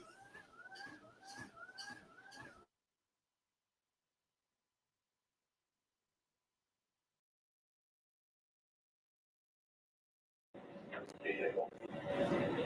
And that was still parked at Sarah and Jason's. So Saturday, did you spend the night in the vehicle parked at Sarah and Jason's?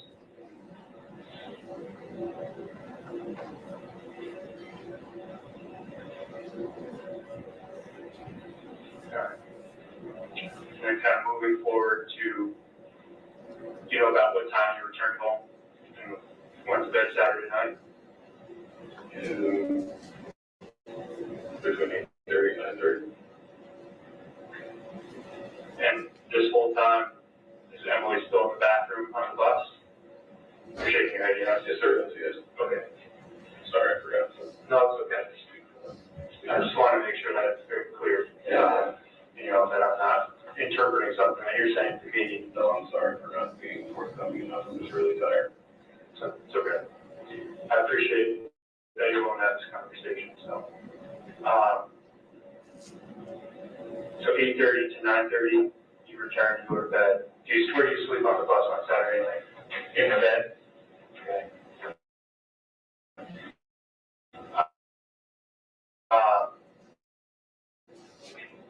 Tell me about waking up Sunday. You went Sunday.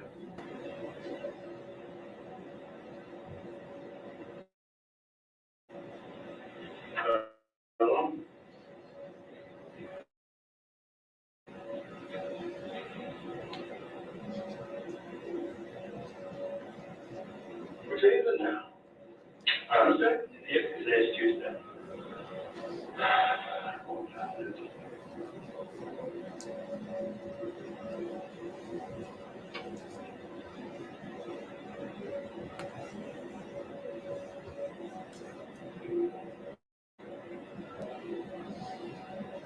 I'll go all again. What do you mean? The same sort of just like not really able to like have a clear thought or just feel like you're just stuck in a hole.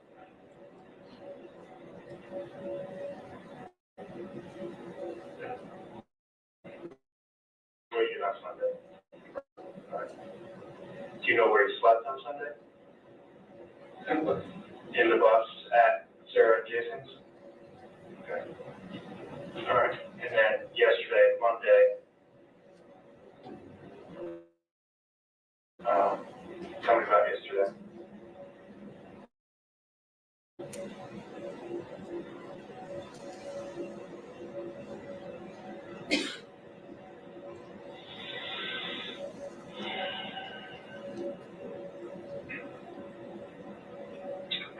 Drove to New Hampshire.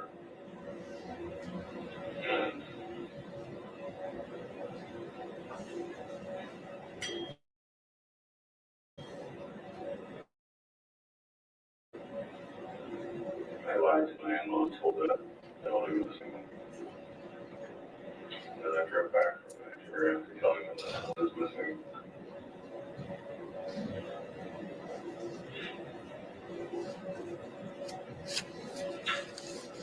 What did you drive to New Hampshire? Motorcycle.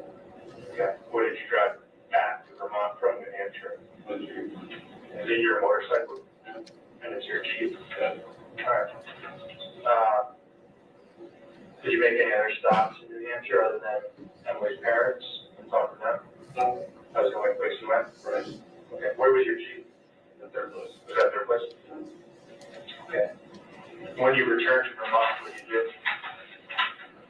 I went to Spencer's. All right. Tell me about that. I drove to Spencer to Levin's house. Yep. Do you know about what time you got there? 11:30. In the morning? 11:30 p.m. Okay. And is that when your conversation that you described earlier occurred? You drove from Spencer's house to Sarah's house. Okay. And then whose vehicle did you drive? His vehicle. Sedan. Honda or Toyota. I don't know.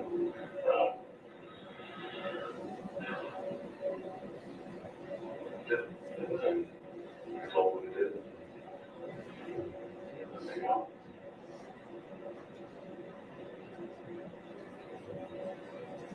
What did you do? I know you described what you did immediately after you walked, went to a bench, you said. Where did you sleep last night?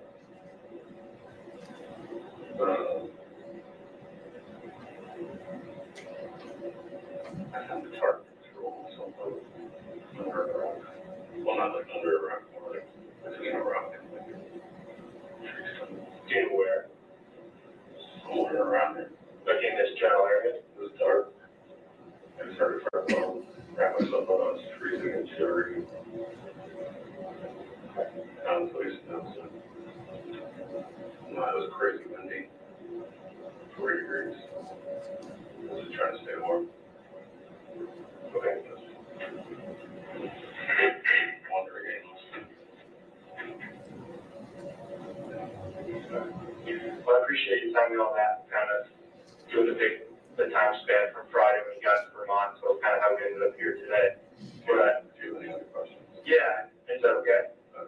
What I'd like to do is really focus in on Friday itself and the incident with you and Emily, and kind of go over that with a little bit more detail. Is that fair? So my understanding from what you told me is that you got into Vermont between 7 and 8 p.m. So tell me everything from 7 to 8 p.m. once you arrive in Bolton, all the interaction that you and Emily had. You know, I know you said that, you know, there was kicking and punching, but any conversations you remember, specific, you know, kicks and punches that you remember, where she was hitting you, that kind of thing. Tell me all about that. I mean, I guess I can't really remember anything specifically because, like, I'd be like, hey, you want to go for like a walk? And she would just come out with like, fuck you, fuck this place, like, this is pathetic, you're pathetic, like, I can't fucking stand it, like, I'm getting the fuck out of here, I'm so done. And then it was just that, and more of that, and more of that. Every time I open my mouth to like try something, anything, more of like I can't do this, I'm not doing this. Like, What didn't you, like, what, she can't do what? What didn't she want to do? so I guess do things, like do anything with me, like dance in the aisle, like hang out, like talk about anything, like nothing, like just I opened my mouth and she would immediately shut me down with something hurtful.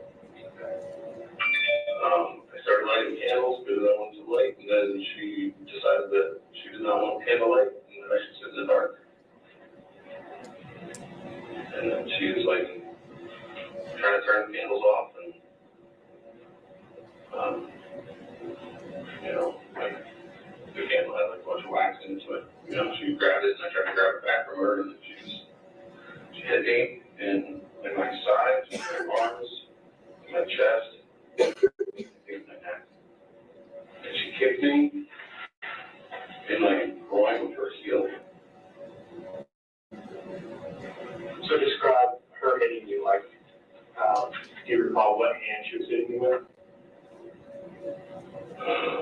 No, I don't know. Okay. Do you recall if it was an open fist or a fist or a fist? It was a fist. It's like a punch. It was a punch. All right. Punches and kicks. How many times do you think she hit you? I don't know, I probably got like maybe like 4 or 5 punches and like one decent kick and one not so decent kick. Okay. And why did that, what made her stop? The candle went out. Okay. So the candle goes out, Yeah. and what does she do? She went and lay down. Okay. She was just like, I'm still over this shit. So she goes to lay down on the bed. Right. Okay. Well, when did that, what you're describing, when did that start? Did it start when you guys got in the bolt? Literally, all that thing embarked and just like went from being like happy road trip to So what was the ride like from New Hampshire to Bolt? fun.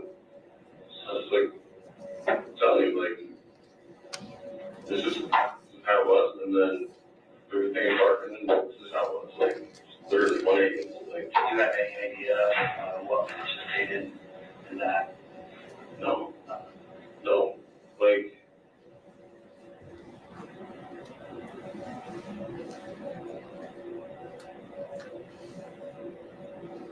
So it sounds like what you're saying is that she didn't want the candles on, she didn't want the music playing, and that's what she was kicking you and punching you. Yeah.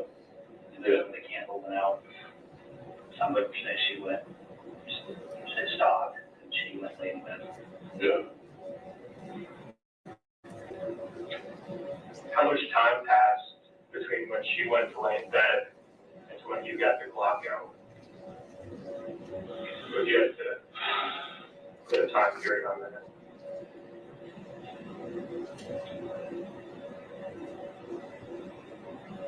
Yeah, you're like,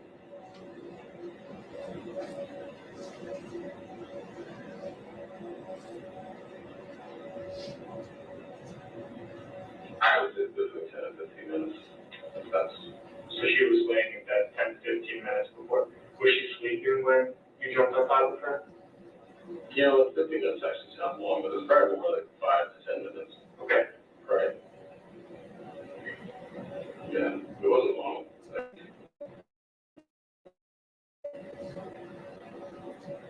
Was she doing anything? Was she awake? Was she sleeping? No, she was awake. She was awake, just like grumbling a bunch of shitty, hurtful things. So after the candle went out and she was in bed, she was still growling a bunch of hurtful things to you? Yeah, she wasn't sleeping. She was just miserable. Do you recall what those hurtful things that she was saying to you were, or the context of them? Just like, you know, saying, just repeating, I'm so done. Like, I'm not doing this shit with you. Like,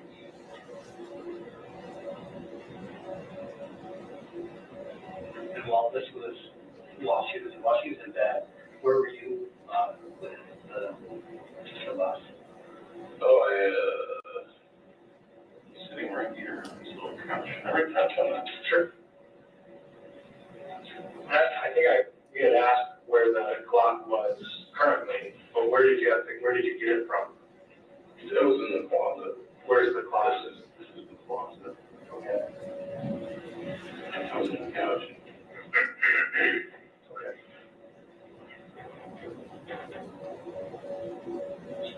And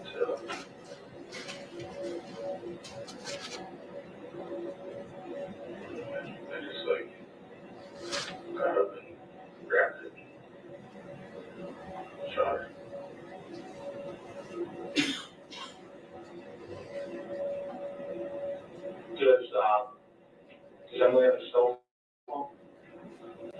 Yeah. Do you know where that is? No. Have you seen it since you shot her?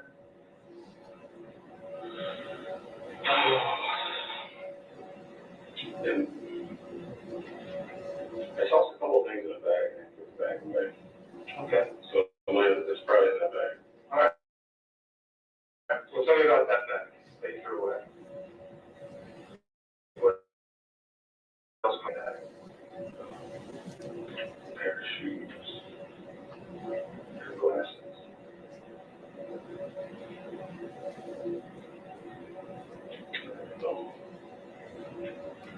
Their wallet.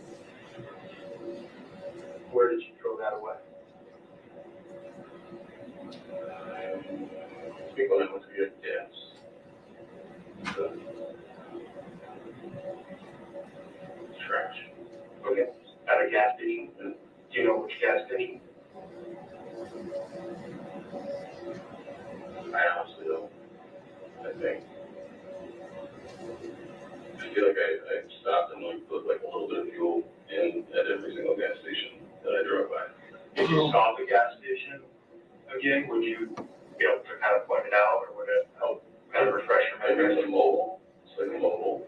Okay, maybe a mobile. Yeah. If you saw, like, if you were back in the area driving by, would that help refresh your memory as to where you threw that stuff? There's a lot of gas stations between Fulton and St. Albans. So, you know, so something we might be interested in looking for, might be hard to find. That will help. Yeah. It's just, I think it's a mobile. It's a mobile. Do you know a town? I think it's Richmond. Maybe a mobile in Richmond? Yeah. And which garbage can was The one that's set up. up the one right at the front? Touches paper or gas truck? The card. On a debit card or credit card? Is From your, is it your card or was it Emily's? mine. Okay. What bank?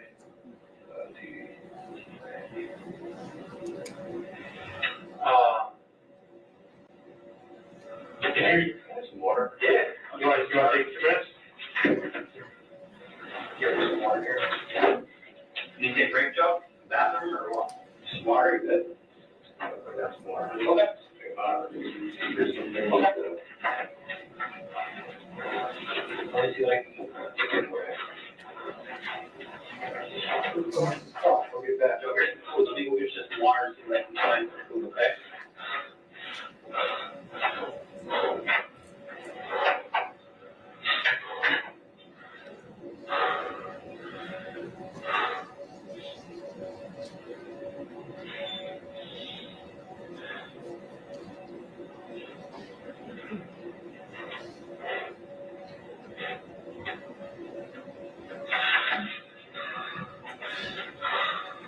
You doing okay, Joe?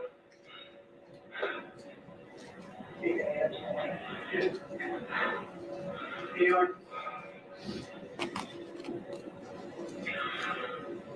guys.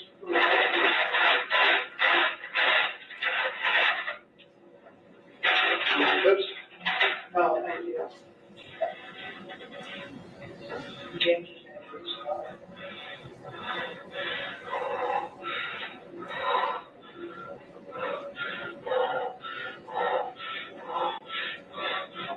You okay, bud?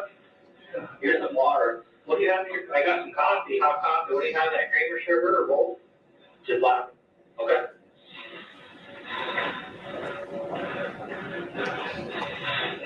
Yeah, y'all do hit the like button. Please hit the like button. I gotta pee. Can I go pee? Yeah.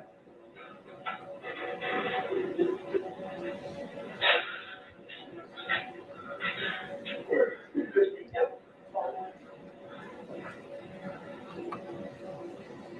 Hit the like, people.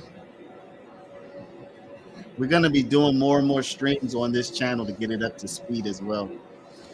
Thank everybody for being here. All right, y'all, we're back. Okay. Homie's about to pour some more water, y'all.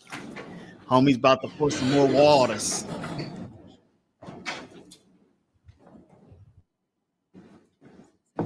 Miss Lily, I know you two-timing over there. Don't worry, I got it. I got it up. I got it up. I have it up.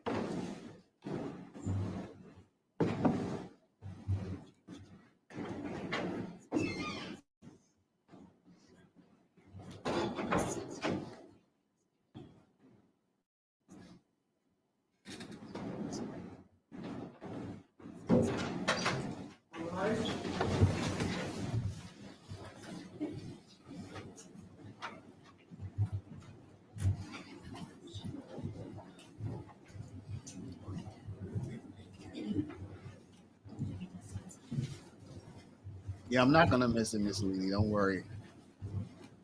I got the two screens popping over here, so we good. Please be seated. We're back in the matter of State versus Joseph Palazzo Jr. After our mid-afternoon break, all members of the jury are present, and we'll continue with direct examination. Ms. Jan. Thank you, Judge.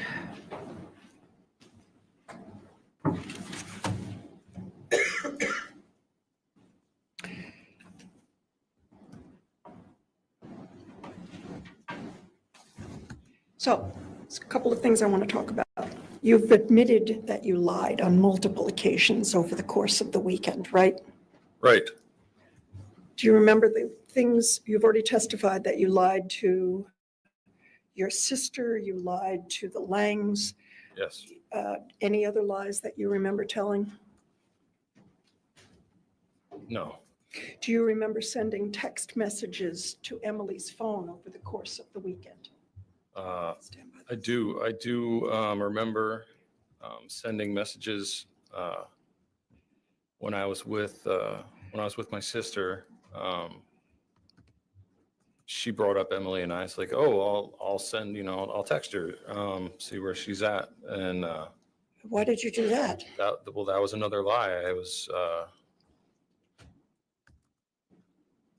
I did not want to tell my sister what happened. And when you were at the Basses, do you remember having a telephone conversation with a law enforcement officer from Vermont? No. You don't remember that? Okay. Why were you lying to all these people about where Emily was? Well,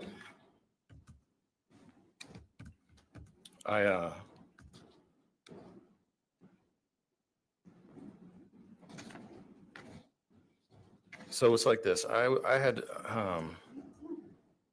talked to my grandmother about coming to Pennsylvania to help get her out of her home and put her into a safer home, either like a one-story home or like an assisted living. And Emily and I were going to go to Pennsylvania to help make that process happen. And if I would have told people, then the police would have been called and I would be detained and I would not be able to help my grandmother get her life together. So I wanted to move forward with my plans, even though seriously, what happened made it impossible. So your testimony is that you lied because you wanted to get back to Pennsylvania to help your grandmother move. Yes. Why didn't you just go back to Pennsylvania instead of hanging around all weekend? Well, so I took the opportunity to be with my sister, as I hadn't seen her in years, and I asked her what she wanted to do, and she told me what she wanted to do. So I spent time doing that. I was catching up with my friends the Langs and spent time with them. I asked them what they wanted to do and hung out with them. And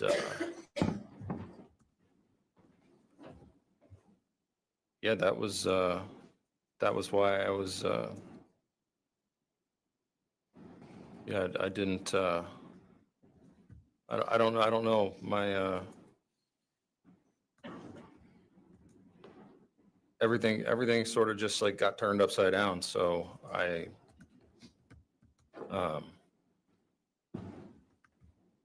spent time with the people that were around, and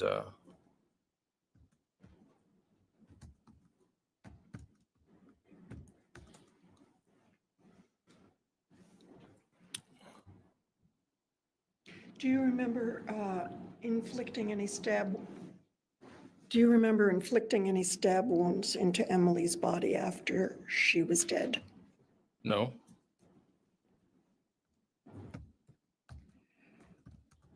Do you remember cutting her up? I have one flash of memory where I cut into her leg with a knife, and then I stopped. It made me sick, and I remember being sick, like nauseous and vomiting, and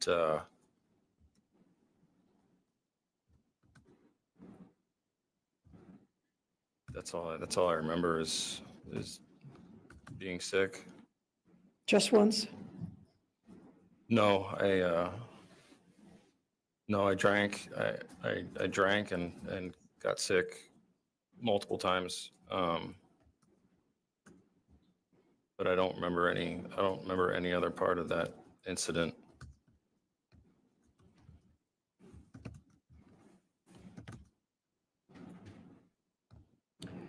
I want to talk to you a little bit about your taped interview with the police. At the time you talked to them, when was the last time you had slept? So you talked to them about 2:30 roughly on Tuesday afternoon. Prior to that, when was the last time you slept?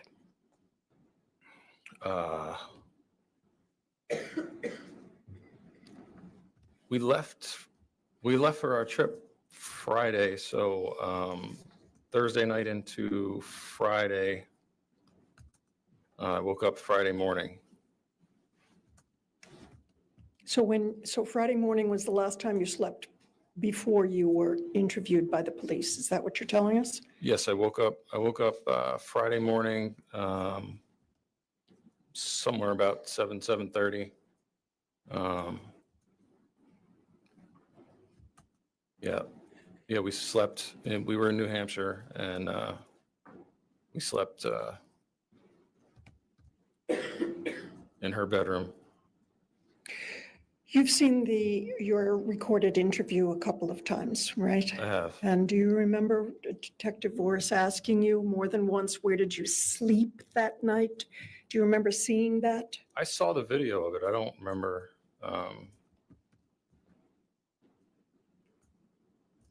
I don't have memory of that. I don't have access to a lot of my memories at this point. I only have what I've seen on the video. Okay. You saw on the video that you said to him, I slept on the bus more than one, in response to more than one question. Do you remember seeing that? I saw that on the video. Yeah. But your testimony is that you were essentially, you hadn't slept. Can I ask you not to lead the witness? Yes, certainly, Judge. Yep. The first time you saw the video, what was your reaction to seeing yourself and hearing what you said? It was revolting. My reaction was disgust. I was revolted to see and hear just I was very, I was like, so like depersonalized, like disassociated, just, I don't know how to, it was revolting to me to watch that video. The first time you saw the video, did you remember participating? Do you have memories of that interview occurring? No, it's, no, when I watched that video, it's like, I don't know if anyone here has ever gone blackout and then come to and found videos and photos where that you just can't explain. But that's how it makes me feel. Like I see myself on the video, but I don't remember being there. You don't remember being there. You don't remember anything that you said.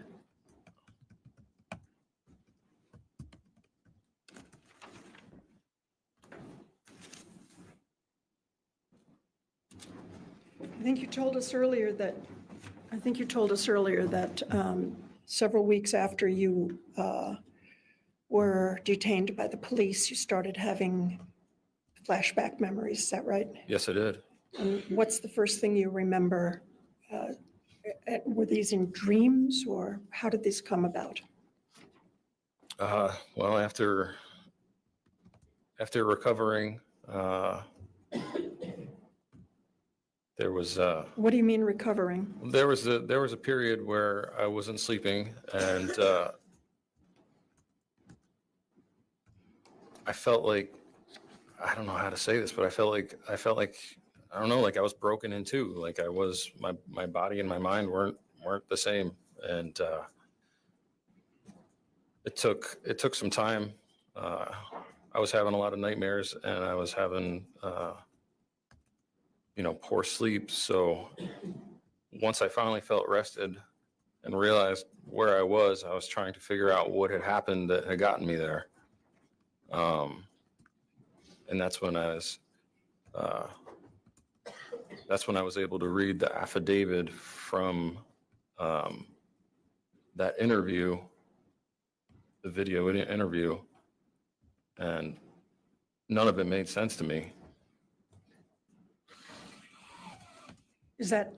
And so when did you first remember that, as you testified today, Emily was going to shoot you?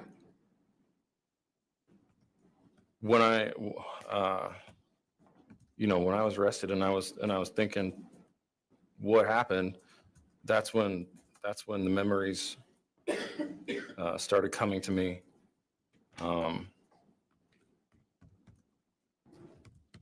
It was like those same kind of flashbacks that I was having, but like the pieces started kind of like coming together a little bit more. There's and it's frustrating because there's some memories there, there's some memories that aren't there. So this whole process has been kind of strange, picking up new pieces and trying to put the thing back together. And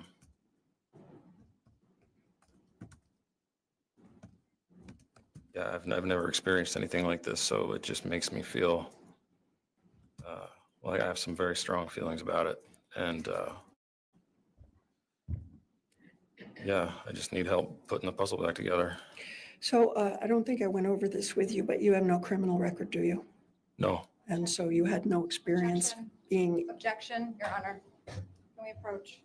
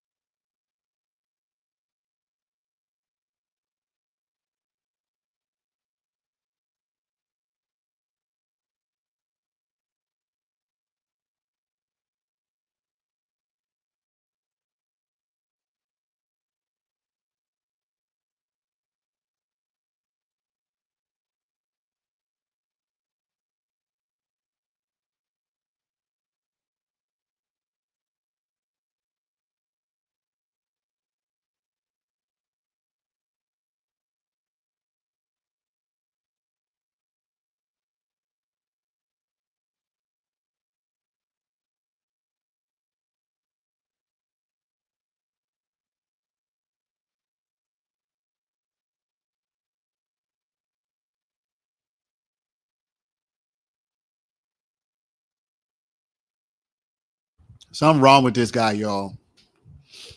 Like, seriously, something is seriously wrong with homie.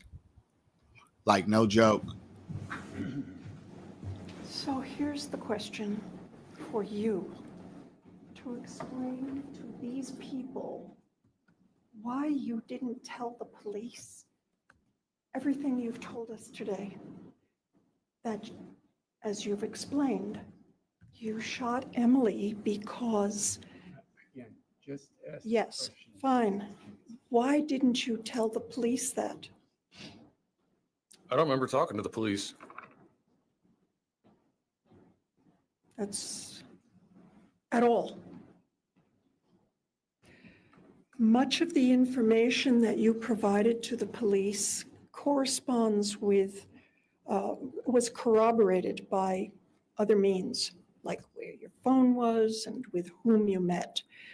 The only thing that is missing from that interview is that you didn't tell them that you shot her in self-defense.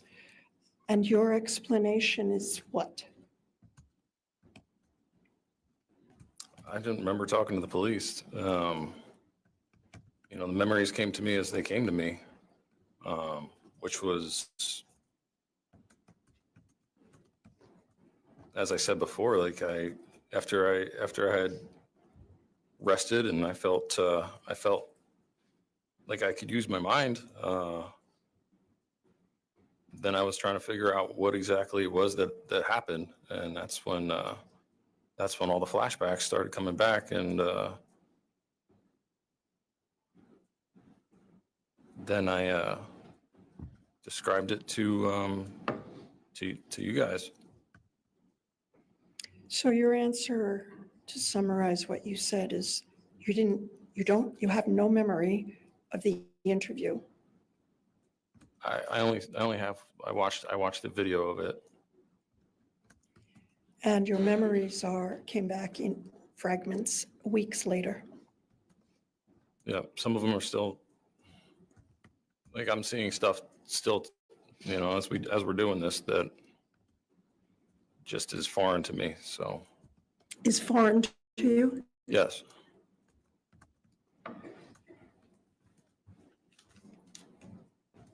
I may have a moment, Judge. You may. Y'all, come on. If he says he was drunk and he doesn't remember all the details from that night, I have nothing else. Thank you. but he said he doesn't remember talking to the police, which was days later. So he remembers the details from the night when he was stone drunk, apparently, and high. But talking to the police days later, which is recorded, he can't remember that at all, talking to him. Come on, man. The truth is that before leaving New Hampshire, you stopped at Market Basket, Just cross. right? I did see that, yes. That's the truth. Just cross, y'all. I saw that on the PowerPoint. And it's the truth. I don't remember it, but yes. And you spent $60.43 at Market Basket. Is that what happened? It is what happened. This is cross, I Okay. Do think. you agree with me that that's what happened? I don't remember it. So if you have fact that says that, then I agree with you. And you left New Hampshire around 3:45 on Friday. Is that the truth? Yes, that's what the geolocation thing provided. Well, Mr. Ferlazzo, you testified today that you left New Hampshire on Friday afternoon, so you remember that. I don't remember the exact time. And you stopped in Andover for gas, Yes, and you spent money on gas, $27.09, okay, I'm agreeing with you. and you stopped in Lebanon. Is that correct? That's the I- truth. I You don't- stopped in Lebanon. Okay. All right, you're welcome. Right, go ahead. Okay, thank you. You got to Vermont, and you stopped at Crossroads Beverage in Waterbury. I did see that on the PowerPoint, yes. And you spent some money at Crossroads, You got some gas. $40. Okay. And you bought a bottle of liquor at the liquor store, $22.40. Okay. And then you went to your sister's Airbnb, Yes. parked in the parking lot, Correct. and you got there around 7:20 on Friday night. Yes. And we can all agree that at 7:20 on a date in the middle of October, it's dark in Vermont. Yes. And your sister was still in Burlington, Yes. and you texted with her, Yes. and she and Ariel stopped by the camper to talk when they got back. That's correct. And you guys discussed plans to go and watch Netflix inside. That is correct. But you changed your mind and didn't go watch Netflix. That is correct. And you texted Nikki at 9:39 and said you weren't coming in. Is that correct? I don't remember sending the text, but you have it there in front of you, so, And you said to her, I'll see you in the morning. all right, And you said, you still drink coffee? all right. Said that to your sister? That was what I said to her? That's, you have that? Would you like to see the text? I don't remember the text. I don't remember the text exactly, so if you have them, then, Do you want to see them? I mean, I don't have to. If you're gonna read them to me, then we can do it this way, or, So you've testified that Emily was mad when you got to Bolton, she was angry. and she was mad about Jolene. I would believe so. She never said anything about that to me, so I don't know if I should speculate on that or not. Well, Jolene's your ex-wife, Correct. and Jolene lives in the same condo complex as your sister's Airbnb. That's also correct. May we And- approach?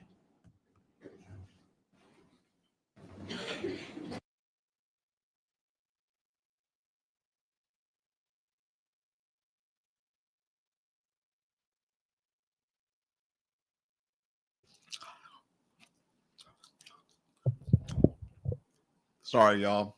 I'm over here eating some turkey still. Oh, what the heck, y'all? What the heck? This guy is the type of guy, y'all. I'm a father. I have daughters. And you just want to train them or teach them or somehow convince them not to go out with these types of guys. You know? I mean, how do you help them avoid these guys?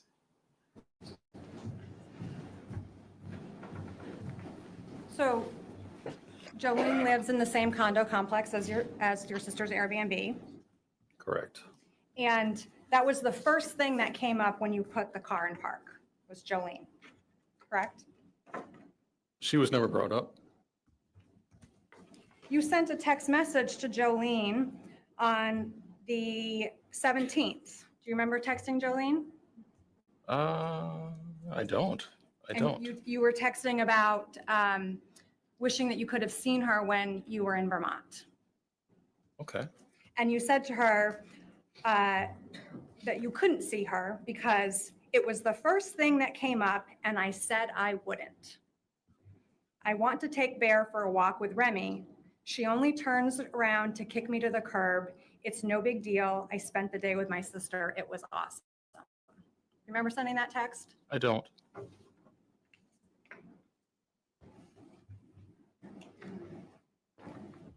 So Emily's mad at you. You guys argue, is that correct? Yes. And she's rebuffing you. Yes. She doesn't want to dance. No. She doesn't want the candles on. Correct. She just wants to go to bed. She didn't say anything to me. She went and laid down in the bed. Yes. She's facing outward, scrolling on her phone, Yes. and she's saying hurtful things to you. Yeah, she was muttering something. She was saying things like, I don't want to be with you. This is stupid. She was saying that she didn't want to be there. She was saying you're pathetic. Yeah, she said this was a pathetic trip. You told police that she was grumbling a bunch of shitty, hurtful things. That's what I said. And that's what you remember. I remember her muttering some things. It was inaudible things.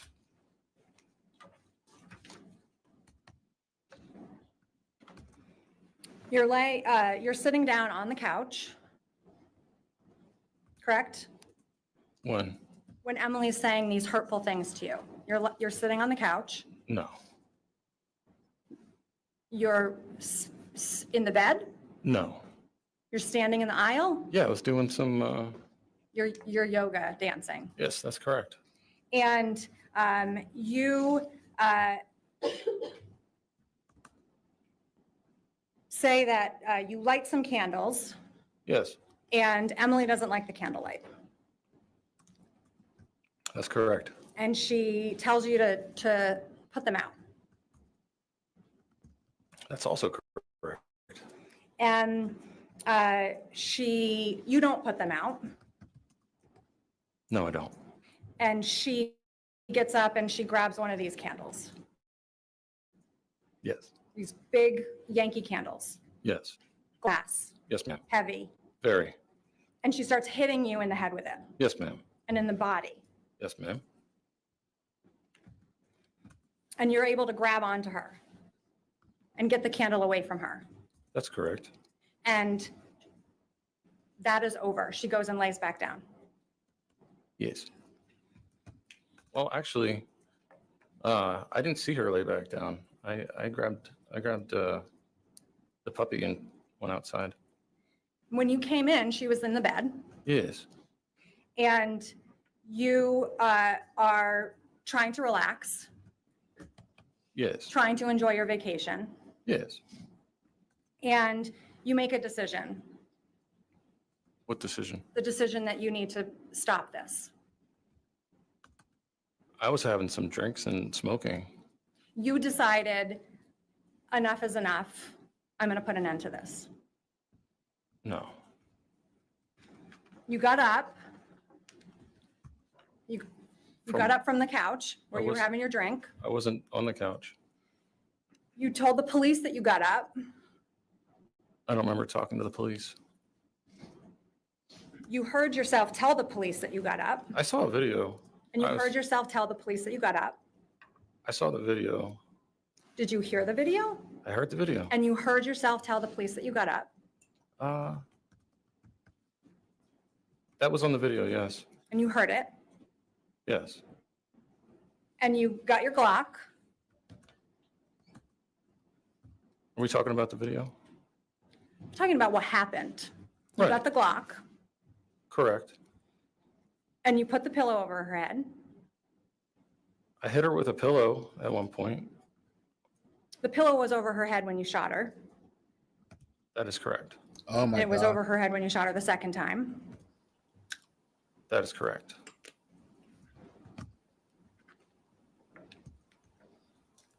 It's over for this And guy. when you realized that you had just shot your wife, you didn't call 911. No, You didn't go and get your sister. no. You had another drink. I sat with Emily for a while before drinking more. You actually put a bag over her head. I put a bag under her head. Mr. Ferlazzo, you put a bag over her head. I put a bag under her head. You tied a bag around her neck. When at some point there was the next day I had to move her body from the bed to the floor of the shower, and I wrapped the bag around her head and tied a bag around her neck to You move remember doing that. to move her body. You remember doing that? I remember you saying it. You remember doing that? I remember putting a bag under her head. You cleaned up? Yes. You picked up her shoes? Yes. You picked up her phone? Yes. You shut her phone off? Her phone was off. You told the police that you shut her phone off. I told Emily to turn her phone off. You shut her phone off after you shot her. Her phone was off. She shut it off.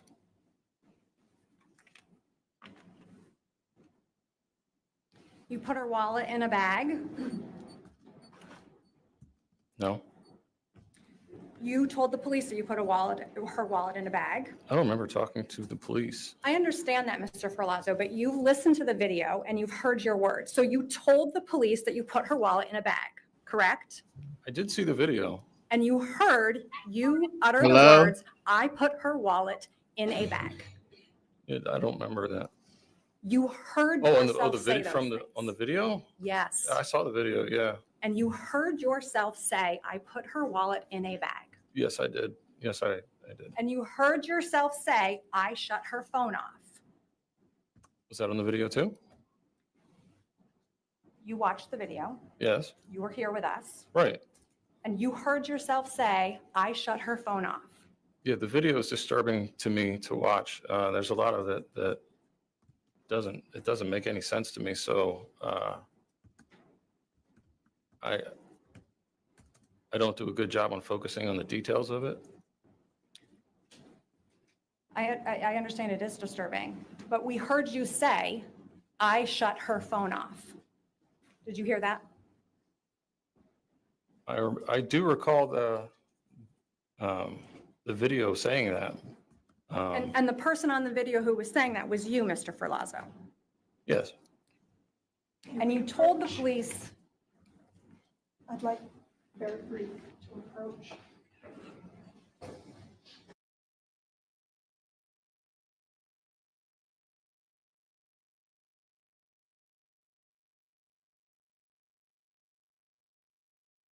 Y'all, I don't get why I don't get the strategy from the defense here. Because I mean, I haven't watched the whole trial.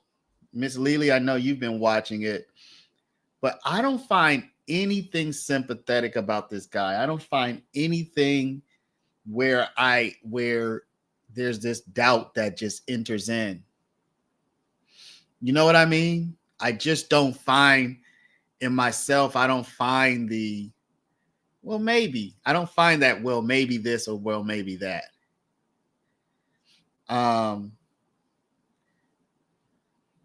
Yeah.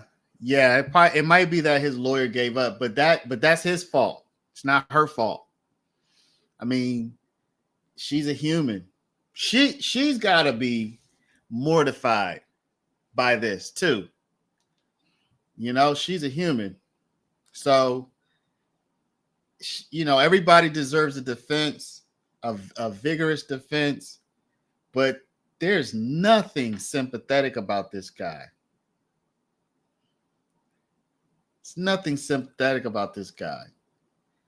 And something seems off with him, like there's a break, you know, like something's not connecting. Something is no longer set properly. He might have had trauma in his life. He might have just been born like that.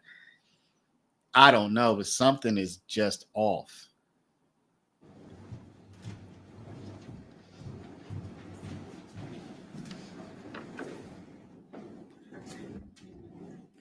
So, Mr. Ferlazzo, you told the police that you shut Emily's phone off. Is that correct? From the video? Yes. I said that on the video. And you told the police that you shut her phone off because she wasn't going to be using it anymore. Like I said, I don't remember the video. It's hard for me to focus on the details of it. So if that's what happened, then my recollection is different. So if that's in the video, you said that. If that's in the video of You're me- not contesting that that was I'm some other person I'm in the not, video. definitely, no, I'm not. That's, there's a video of me saying a bunch of stuff on the video. And you put the bloody pillow in a garbage bag, Yes, and you put the red throw pillow in a garbage bag. Yes? yes, You flip the mattress over. yes, You put new sheets on the bed. yes, You put new blankets on the bed. yes, Put some new pillows on the bed. yes. And you never called the police. I did not.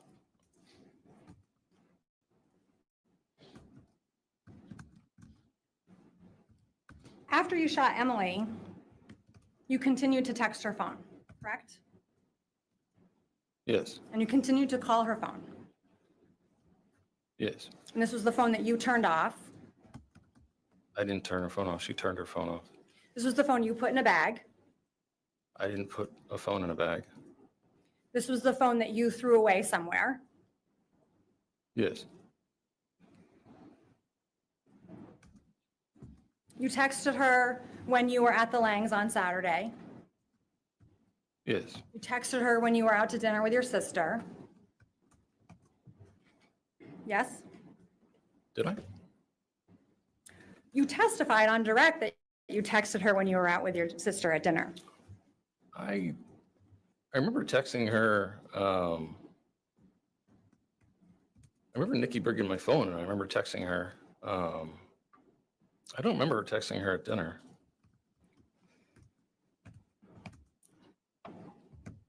You testified when Attorney Jantz was just asking you that when you were out at dinner, Nikki was asking about Emily and you texted her. That was when I was at the Langs. You weren't eating dinner at the Langs, you were eating dinner at Twigs. I remember texting Emily's phone. I remember texting her phone at the Lang's house. I don't remember texting her phone at dinner.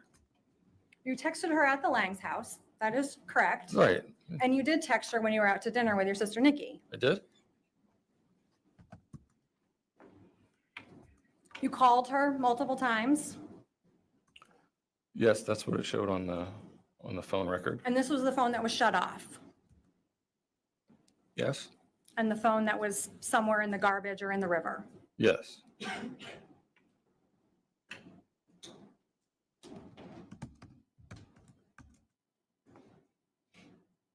And you texted her throughout the weekend. that's what the records say. And you called her throughout the weekend. Yes, Y'all, he was texting and calling his dead wife to throw off any investigation So against. Saturday morning, you decide to make coffee. yes, You don't call the police on Saturday morning. no, You don't tell your sister on Saturday morning. that's correct. You bring coffee to your sister. Yes, You go take a shower in her Airbnb yes, because Emily was in the bathroom of the RV. I moved Emily from the bed to the shower floor, the bathroom of the RV, to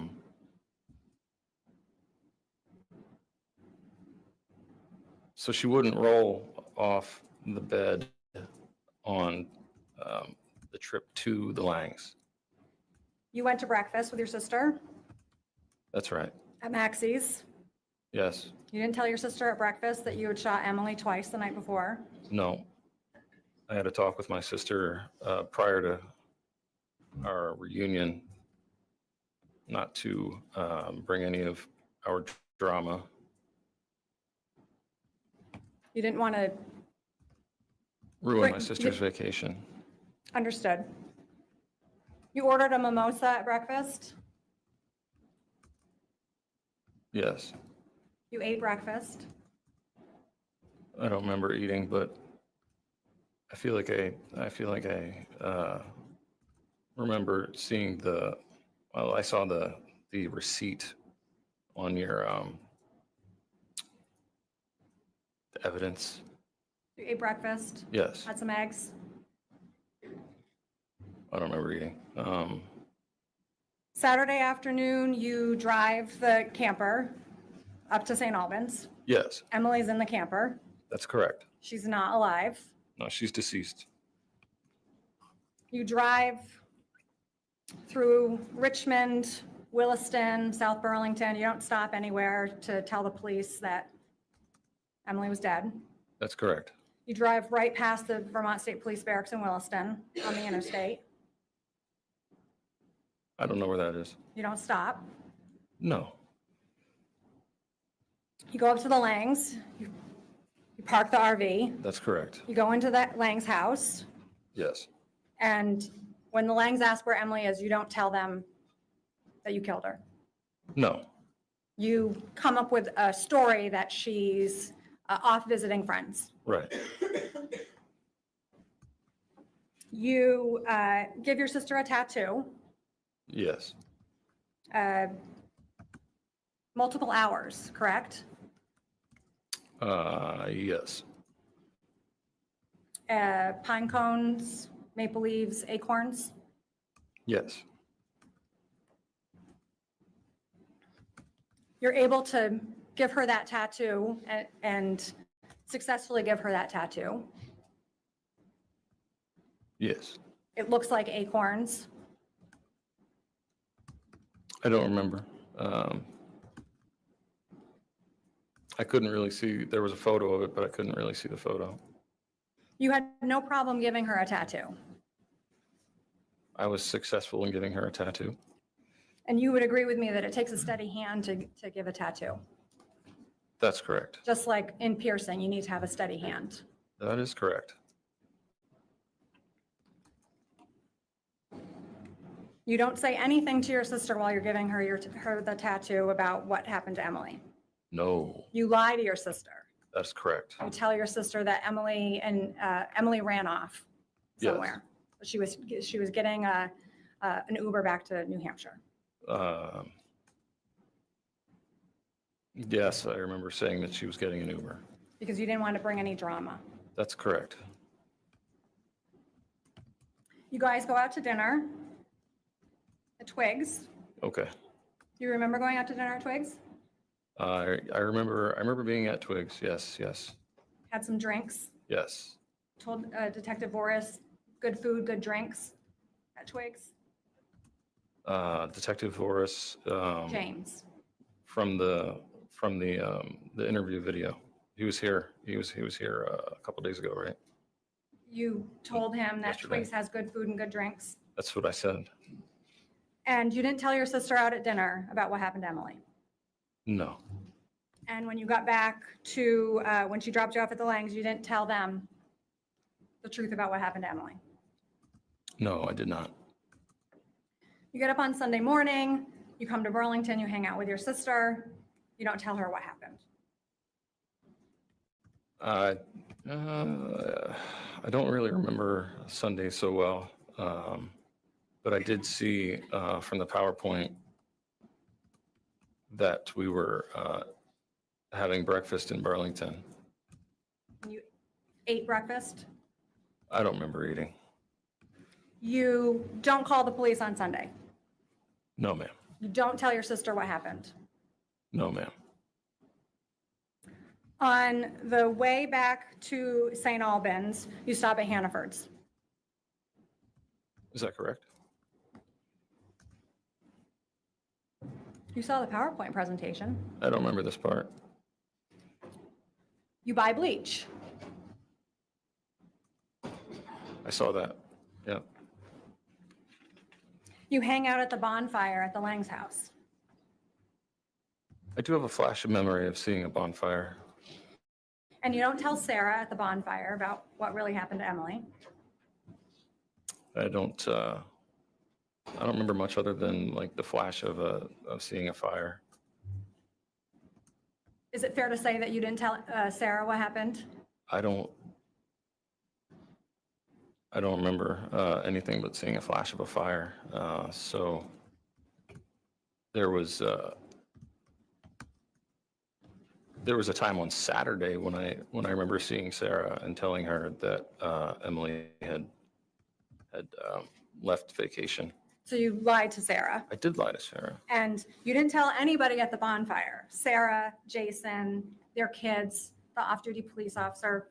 You didn't tell anybody about what really happened to Emily. Yes.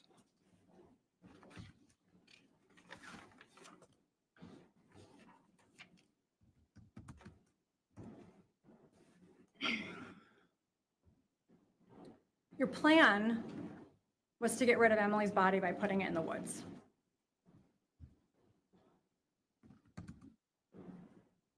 I have a memory of burying Emily. Well, I have a memory of, well, I was talking to Emily about, she was deceased, and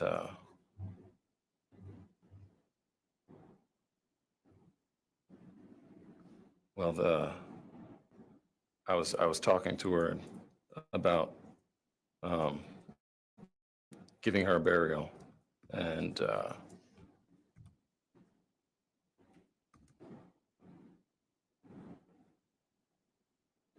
So you were going to bury Emily in the woods. my plan, as I just said when I was talking to Emily, I do remember saying I want to bury your body, and And you were going to do that in the woods.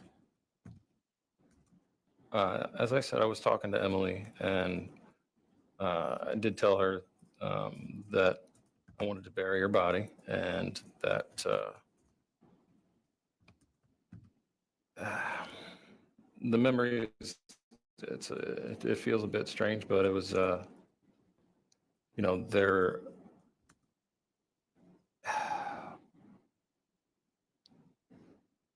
I don't know how to say this, but Let me ask it another way, Mr. Filazzo. You remember watching the video, I watched the video. Yeah. and in the video you were speaking. Yes. That was you in the video. Right. And in that video, you told James and Seth that you were going to take her body into the woods and bury it. So I remember talking to Emily, and I think this was Saturday night, and I was talking to her and just telling her like that I wanted to bury her body, and the conversation, well, it wasn't a conversation, but I don't know if it was like a delusion or what, but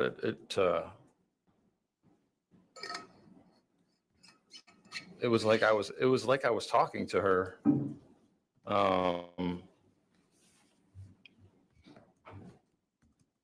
But I know that can't be true because she was deceased. So that's not my question about you talking to her. My question was, that was you on the video. In the video, yes, yes. That was you talking, Yes, and you told Detective Voris and Detective Richardson that you were going to take Emily's body into the woods and bury it. that's what I said on the video, yes. And you said that you couldn't get it into the woods in one piece. Oh, no. From the video? Yes.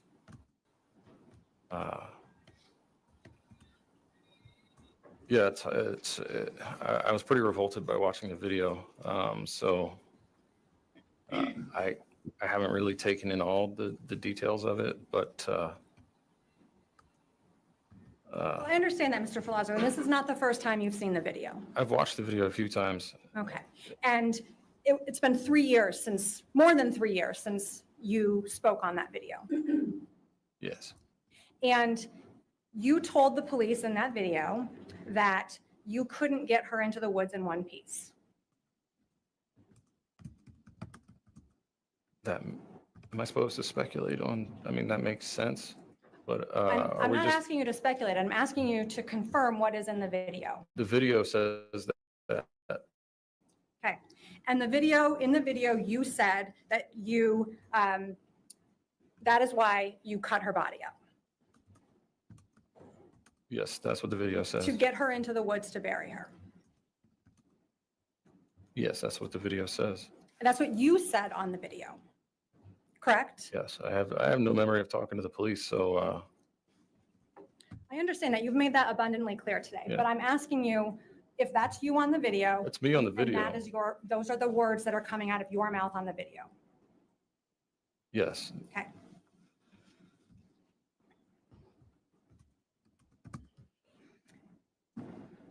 And while you're involved in dismembering her, you decide that you're going to stab her through the heart.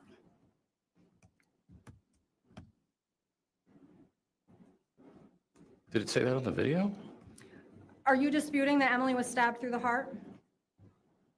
That's what the autopsy expert said. And you stabbed her 8 times in the abdomen? I have no memory of it. And you stabbed her 9 times in the back?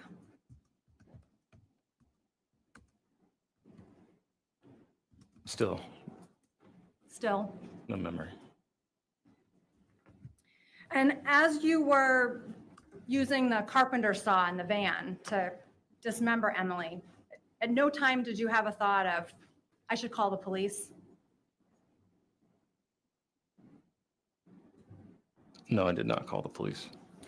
As you're cutting her arm off and you're getting sick, you don't think, this has gone far enough, I have to call the police? I don't have a recollection of a lot of the event. You as it- do have a recollection of getting sick when you Yeah, did that. I do have a recollection of, there was one recollection that it's like a flash of a recall of like taking a knife across her leg.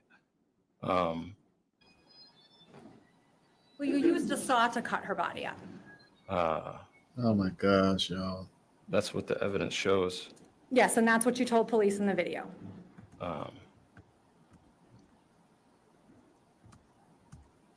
I have no memory except for there was a memory about the like cutting into her leg with a knife and being sick over it. Mr. Ferlazzo, you didn't cut into her leg with a knife. You cut into her leg with a saw. I have a memory of cutting into her leg with a knife.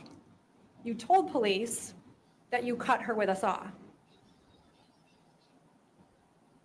On the video, Yes, that's what was said on the video. that's what you said on the video. Something's wrong with this guy, y'all.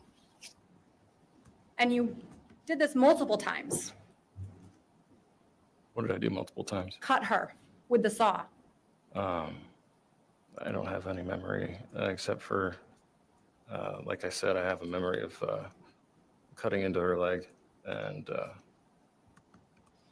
Ask him about that memory. You're not disputing that her arms were cut off? the evidence shows that her arms were cut off. And you're not disputing that her legs were cut off? That's what it shows. And you're not disputing that her feet were cut off? No, And you're not disputing that her head was cut off? no. You also took her wedding ring off and put it in the cup holder. Okay.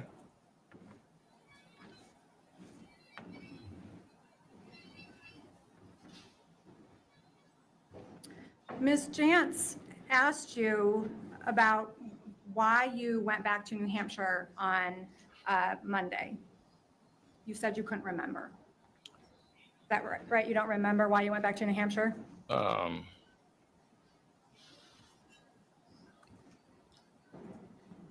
I talking about what I remember? Or am I talking about what I've seen? I'm asking you, when Ms. Jantz was asking you questions about why you went back to New Hampshire on Monday, you said, I don't remember. That's correct.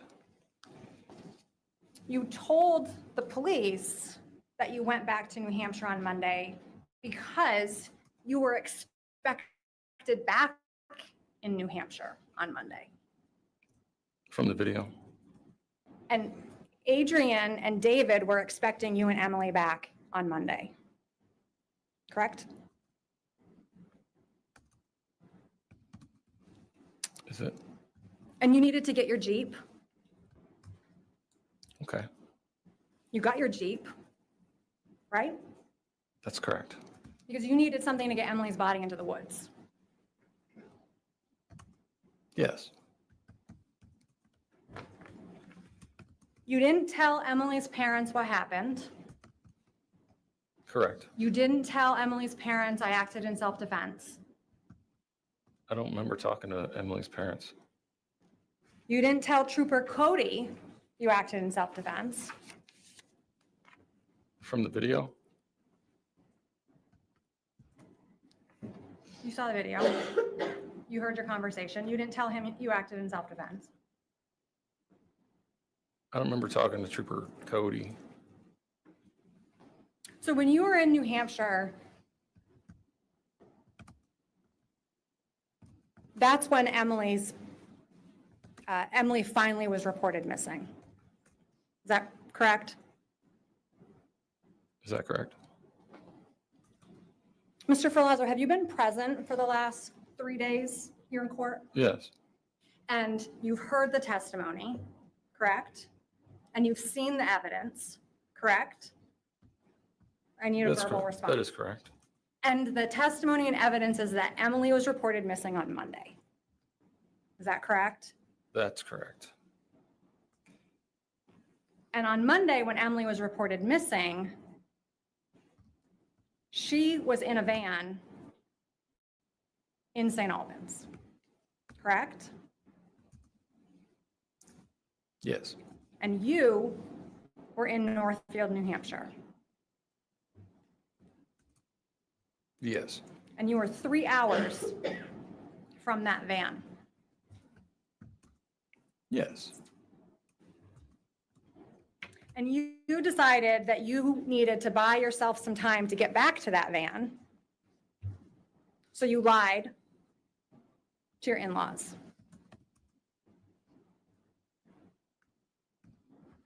Yes.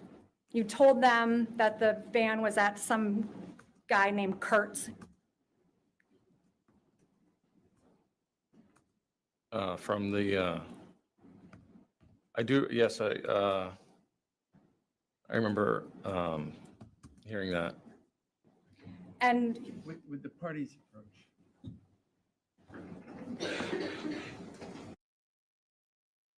Y'all, I'm having a hard time assessing this guy's emotion. I think, Miss Lely, I don't want to misrepresent you, but it seems like you feel like he's totally faking everything. I think all of his I don't remembers, a lot of those I'm not buying it. But he seems to me to be going my best guess is he's going back and forth between disgust at what he did and heartlessness as to Emily. Like, he doesn't seem to have emotion or remorse, but he does seem to be remembering some of the stuff he did and is having a physical or some kind of disgust. So I could believe there might be some moments he doesn't remember, but much of this I don't remember. I'm not buying it. I don't think he doesn't seem to show remorse, but he does at some moments seem to show disgust at what he went through, what he put her through, at the entire situation. So I do think there's some emotion there, but remorse doesn't seem to be one of the emotions. It seems to be heartless, kind of callous distance, punctuated by moments of like, oh yeah, I remember that. That was nasty. That's kind of the vibe I'm getting. No remorse for sure. No remorse for sure. But like, but he does seem to have moments where he remembers or he's in touch with what he did and all of that, and he's not So remorseful. you head back to Vermont from New Hampshire in the Jeep. Okay. Do you have a memory of that? No.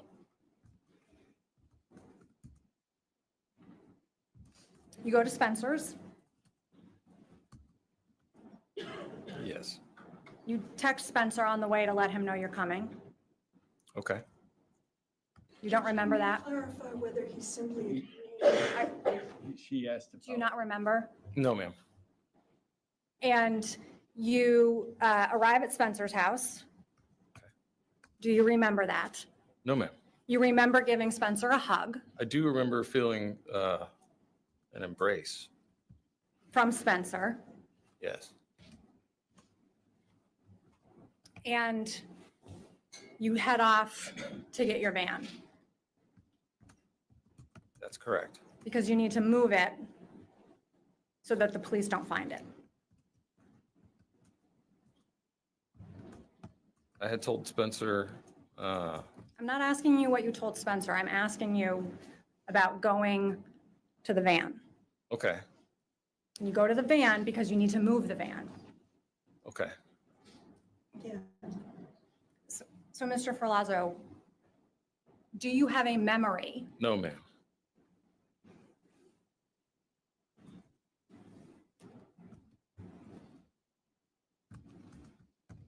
when you get to when you get close to the van, you see all the police?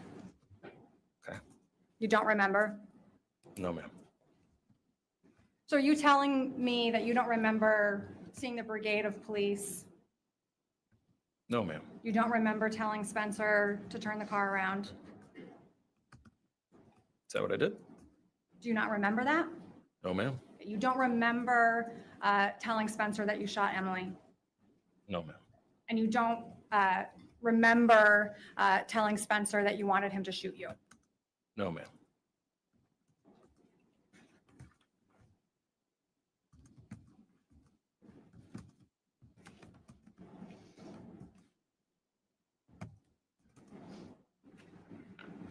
You slept in the woods that night. I don't remember that. You went to Maple Fields convenience store the next day. I don't remember that either.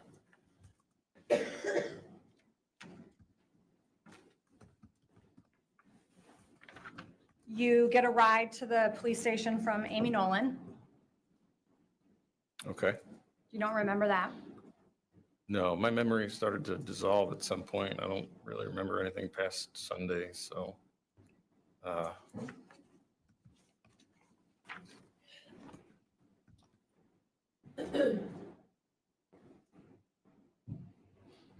When you are at the police station, you have memory.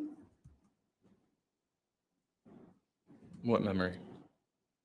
You told the police what happened on Friday. Are we talking about the interview from the video?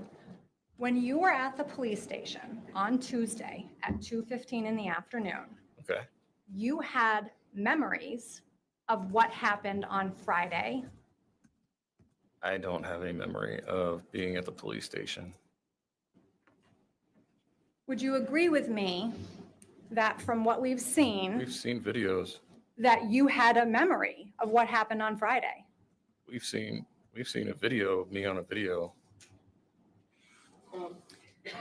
And in that video, you are telling the police what you remember. I don't remember talking with the police. I just remember watching a video. And in that video, you are talking about what you remember.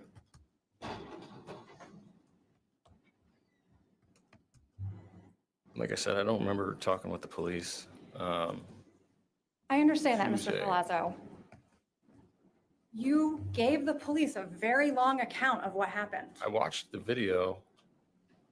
And you would agree with me that based on that, you had a memory on October 19th of what happened on October 15th and October 16th and October 17th and October 18th. May we approach? I don't know what I would call that, but I don't remember being there.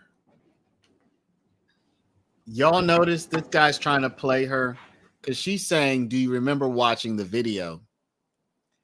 And he's saying, I don't remember being there when they were recording the video.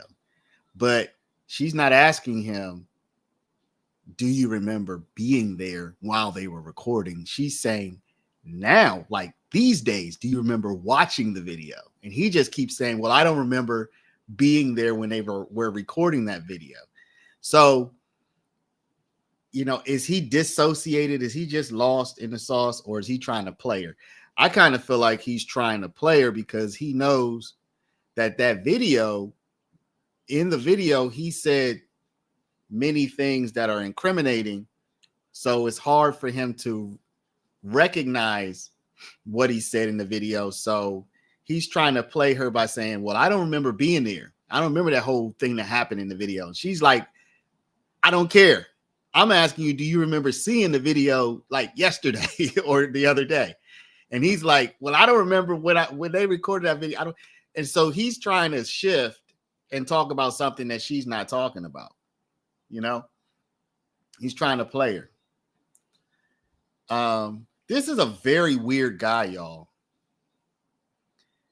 This is a very weird guy. I don't know if he's under duress. I don't know, but he did do what he did, which would mean that whatever we're seeing today is not like an isolated incident. It's not just because he's in court, because he did what he did in order to be here today. So I really, this is very, very, and the weird thing about this guy is he's like a yoga bro. You know what I'm saying? Tattoo guy, dancing yoga guy, you know, build a tiny home and go out hiking kind of guy.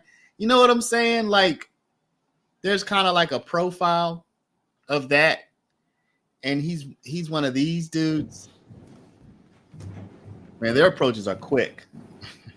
They don't play.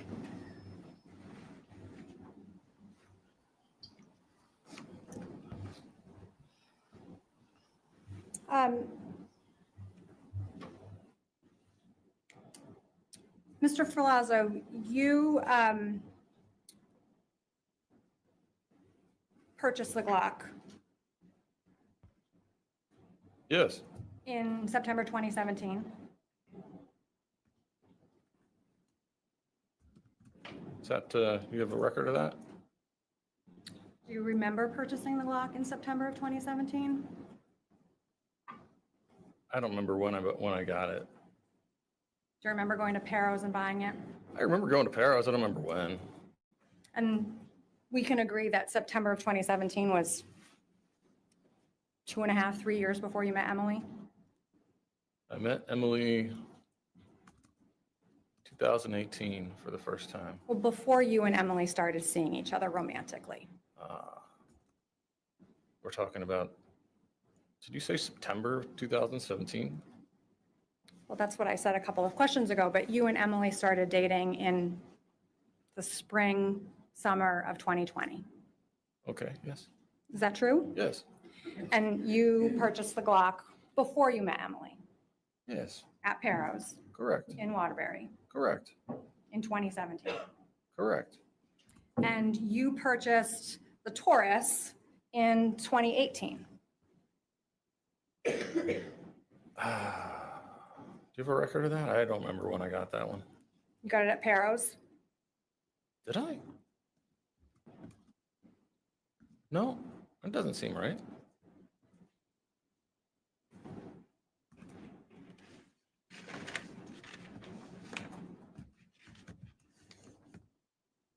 So I actually seem to recall, are we still talking about this? Or are you done?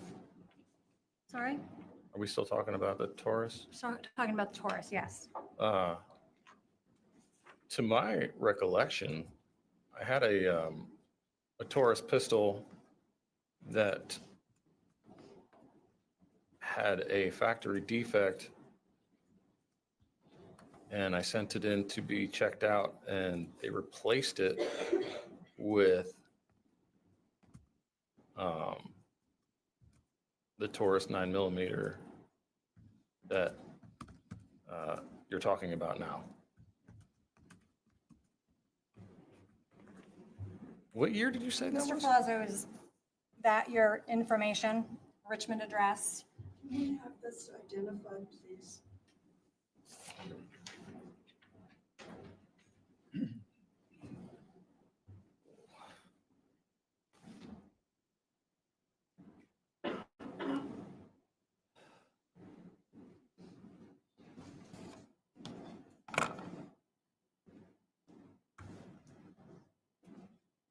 Are they on another approach?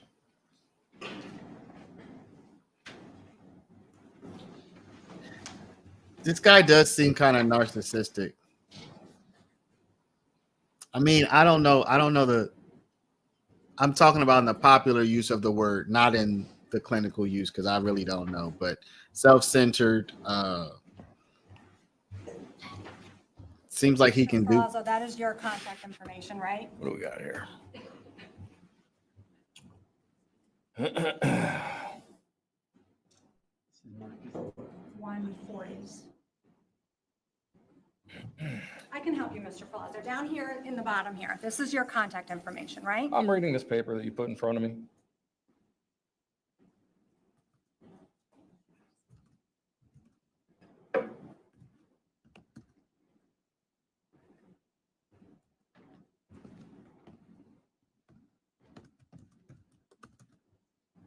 It says right here that the ship to date was August 14th, 2018. Thanks for interrupting, but it has been marked. Can we identify it by an exhibit number and what it is? So it was, you may not have heard, I did it quietly, and I'm sorry for that. It's exhibit number 140, and you can suggest what it is since she's asking. So it's, No, you showed it to me already. I just wanted to identify the record. and the purchase date is August of 2018. Correct? I saw a ship to date that said that. Is it? Mr. Palazzo, I'm going to help you. Help me out. Right here, purchase date, Oh. 8/20/2018. Yeah, see, I was looking over here at the ship to date. So purchase date, 8/20/2018. I see that. Okay, you agree with me that you purchased it in August of 2018? That's what it looks like. And that was before you and Emily started seeing each other. It is. And all of the hunting rifles in the camper are your hunting rifles. Yes.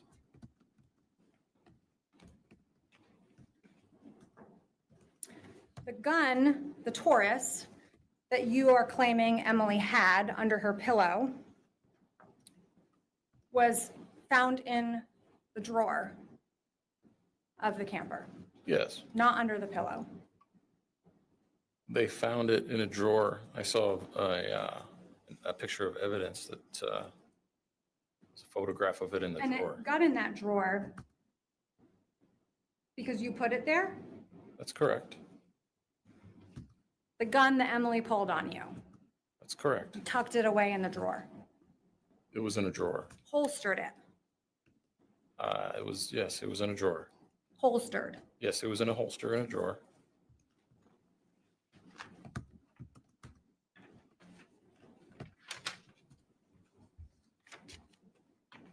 Mr. Palazzo, you're claiming that you don't have any recollection of really anything after Saturday afternoon. Is that correct? I got probably, it really starts to fall apart like Saturday night, Sunday morning. And you said that when you were meeting with James and Seth at the police department that you hadn't slept in days. Is that right? I don't remember sleeping. You did remember what day of the week it was when you were meeting with James and Seth. From the video? From reality. From meeting, we are talking about the video, right? We're talking about reality. Okay. And you remembered that it was Tuesday. On the video, there was talk of the date. You were able to clarify details for Detective Boris? Do you remember clarifying details for him? Are we asking me about watching the video, or are we asking me what I remember? I'm asking about the truth, Mr. Ferlazzo. You clarified details for Detective Boris. Are you asking me about the video, or are you asking me about I'm what I asking you remember? about the truth. Okay. You clarified details for Detective Boris. I don't remember speaking with Detective Boris, but I do remember watching a video. You clarified, you made sure they had Spencer's last name. From the video. You corrected Detective Boris when he thought that you had gotten to Spencer's house at 11:30 in the morning. You corrected him and said, no, it was PM.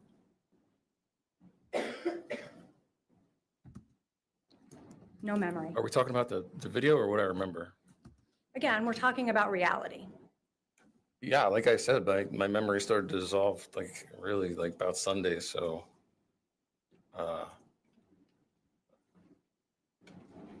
yeah. So, Mr. Ferlazzo, we can agree that you lie. Yes, I have lied to people. You lied to Nikki. That's correct. You lied to Nikki and told her that Emily was sleeping. Yes. You lied to Nikki and told her that Emily had run off.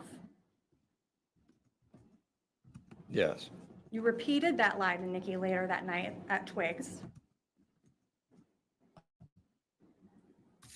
Well, I don't have the best memory of being at Twigs. You lied to Sarah Lang about what happened. Yes, I do remember telling Sarah that Emily ran off. And you lied to Jason Lang.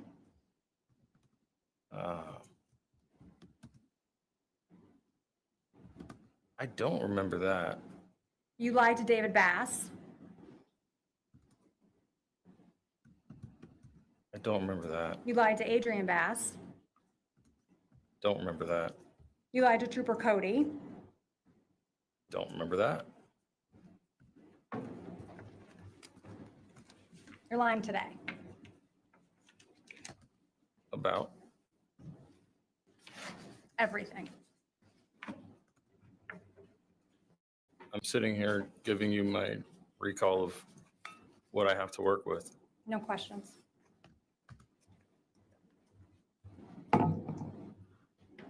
Are there any other witnesses, No Lily? redirect. Or should this be it?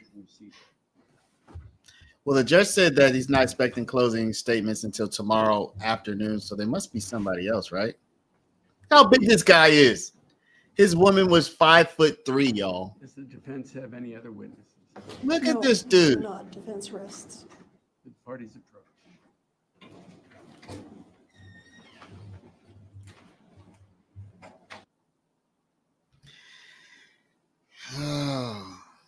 Yeah, that's it. This should be it. So shouldn't they be going into closing statements tomorrow? I imagine they won't want to start that right now at 4:09, but seems like you would just start tomorrow morning. Yeah, but he's not just tall, Miss Lely. I don't know what his physique was like at the time, but the self-defense, you have to take into account his size. And I know he said she had a gun, but he didn't even say she ever pointed it at him.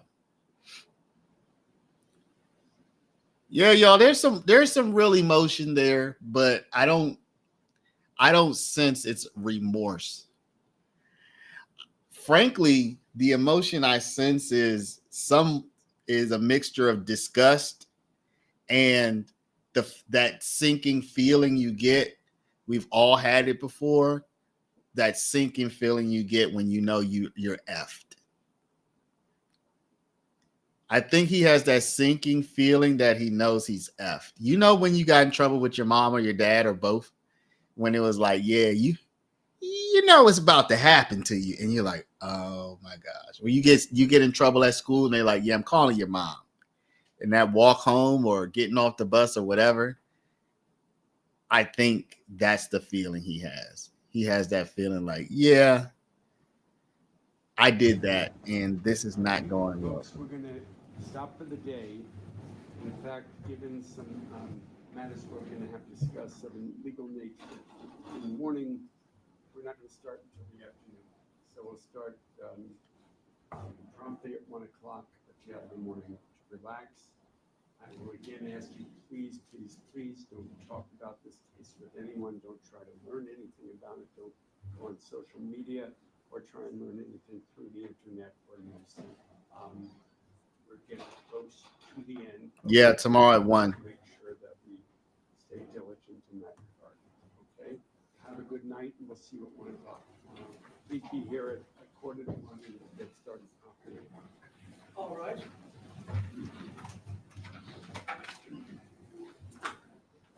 It's over for this dude, man.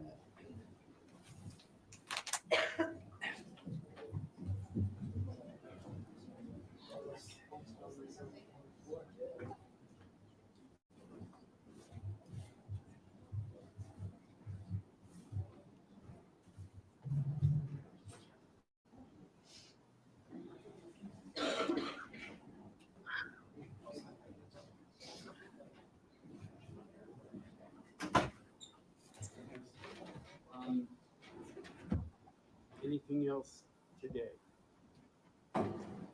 No, Judge. So you can, if you can let both Jance and myself know before the night's out whether you intend on offering a rebuttal case, that would be. Just to clarify what that means before the night's out, are we talking, As soon as possible.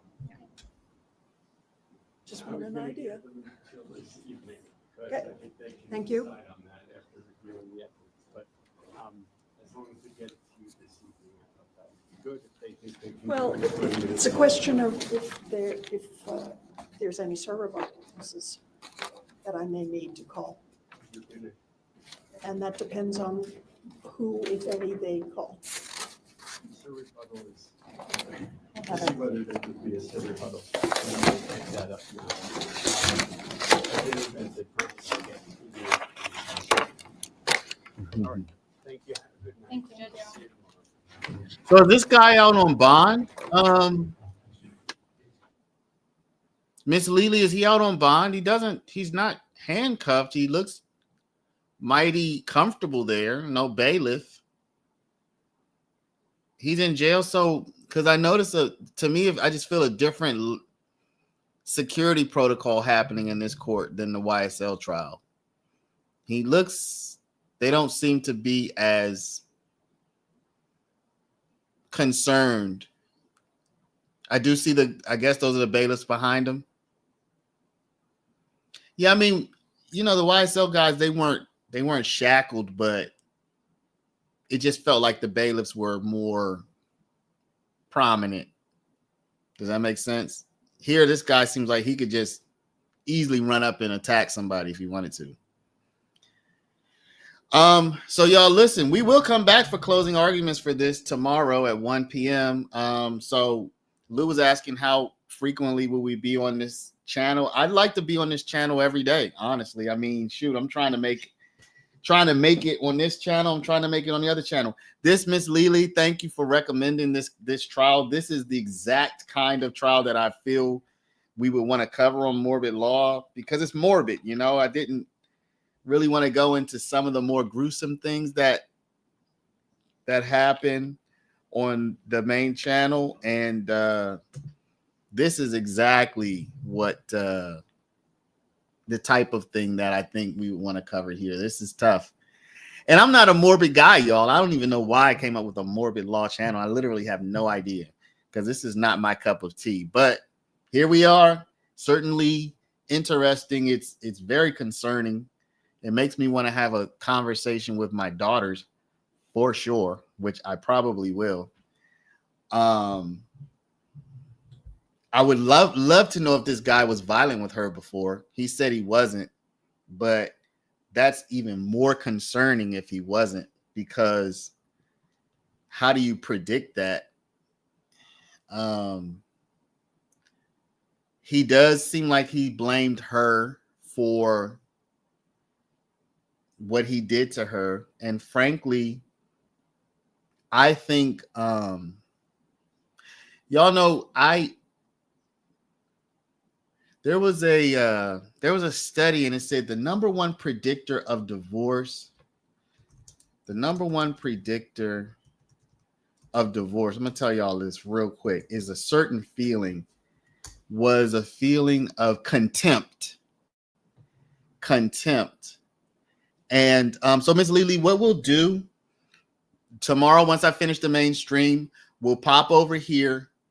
We'll start watching day 2 until 1 o'clock. So from about that won't be that long. It'll be about 10:30ish till 1. We'll just get through as much of day 2 as we can, or whatever the best parts, or whatever the most pertinent parts are, and then we'll go into the closing statements tomorrow. But yeah, this guy looks like he's toast. Yeah, we get a fire alarm here. But y'all, let me say this real quick. A researcher named Dr. Gottman said that the most destructive and biggest predictor of divorce is contempt. Contempt conveys a sense of superiority and disrespect and can make the other person feel worthless and despised. It can be expressed through sarcasm, hostile humor, name calling, mimicking, eye rolling, and sneering. And listen, no victim blaming here. So y'all don't come at me. But what he's expressing that he probably felt from her was contempt from her to him. Okay. And he couldn't handle it, and he snapped. This is what it sounds like to me. I mean, it sounds like they had a very difficult, rocky relationship.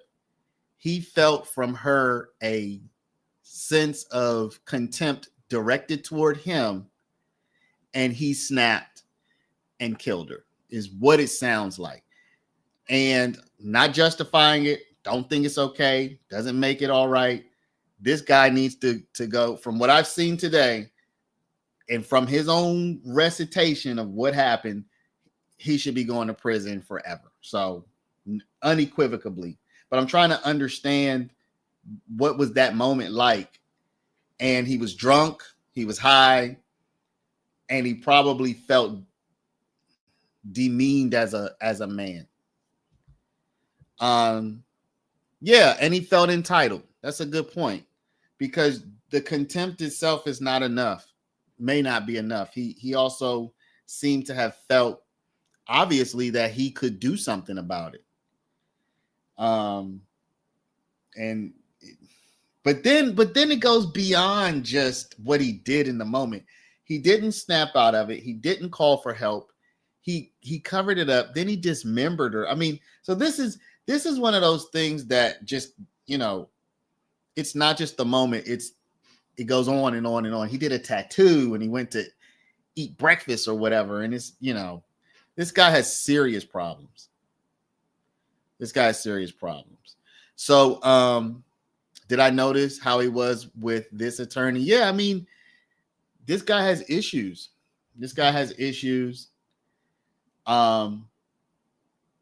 Miss Lily, you said you wonder if he had killed anybody before.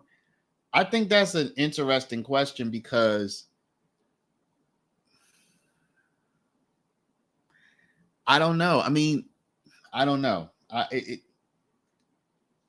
He seemed detached from his emotions. He didn't show any remorse.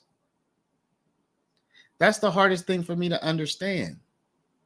He didn't show any remorse up there. He testified and we watched the whole thing, and he didn't show any remorse. I don't know. He was married to her. He cut her body up. And he didn't show any remorse at all. He didn't show any. So I don't know. It's hard for me to understand. He cried a little bit, Lou, but I don't know that he cried out of remorse. It seemed to me, I mean, if you notice, he said at that time he was angry at her for making him do that. And okay, maybe that was how he felt at the moment. I mean, who knows what was going through his head at the moment, but he didn't show any present remorse today. Like, I don't know. I don't get it. So y'all, yeah, we will come back tomorrow for closing statements, but after we finish the mainstream on PIW, we'll watch some of day 2. Miss Lily, if you want to direct us tomorrow to the best parts, best as in what would be the most interesting and most demonstrate most whatever you think we should see, we will do that. So thank y'all for joining me today here. Thank you for joining me in the morning. We'll be back on both sides tomorrow. Y'all have a good afternoon and evening. We'll see each other tomorrow. Thank y'all. Don't forget to hit the like if you haven't. See y'all tomorrow.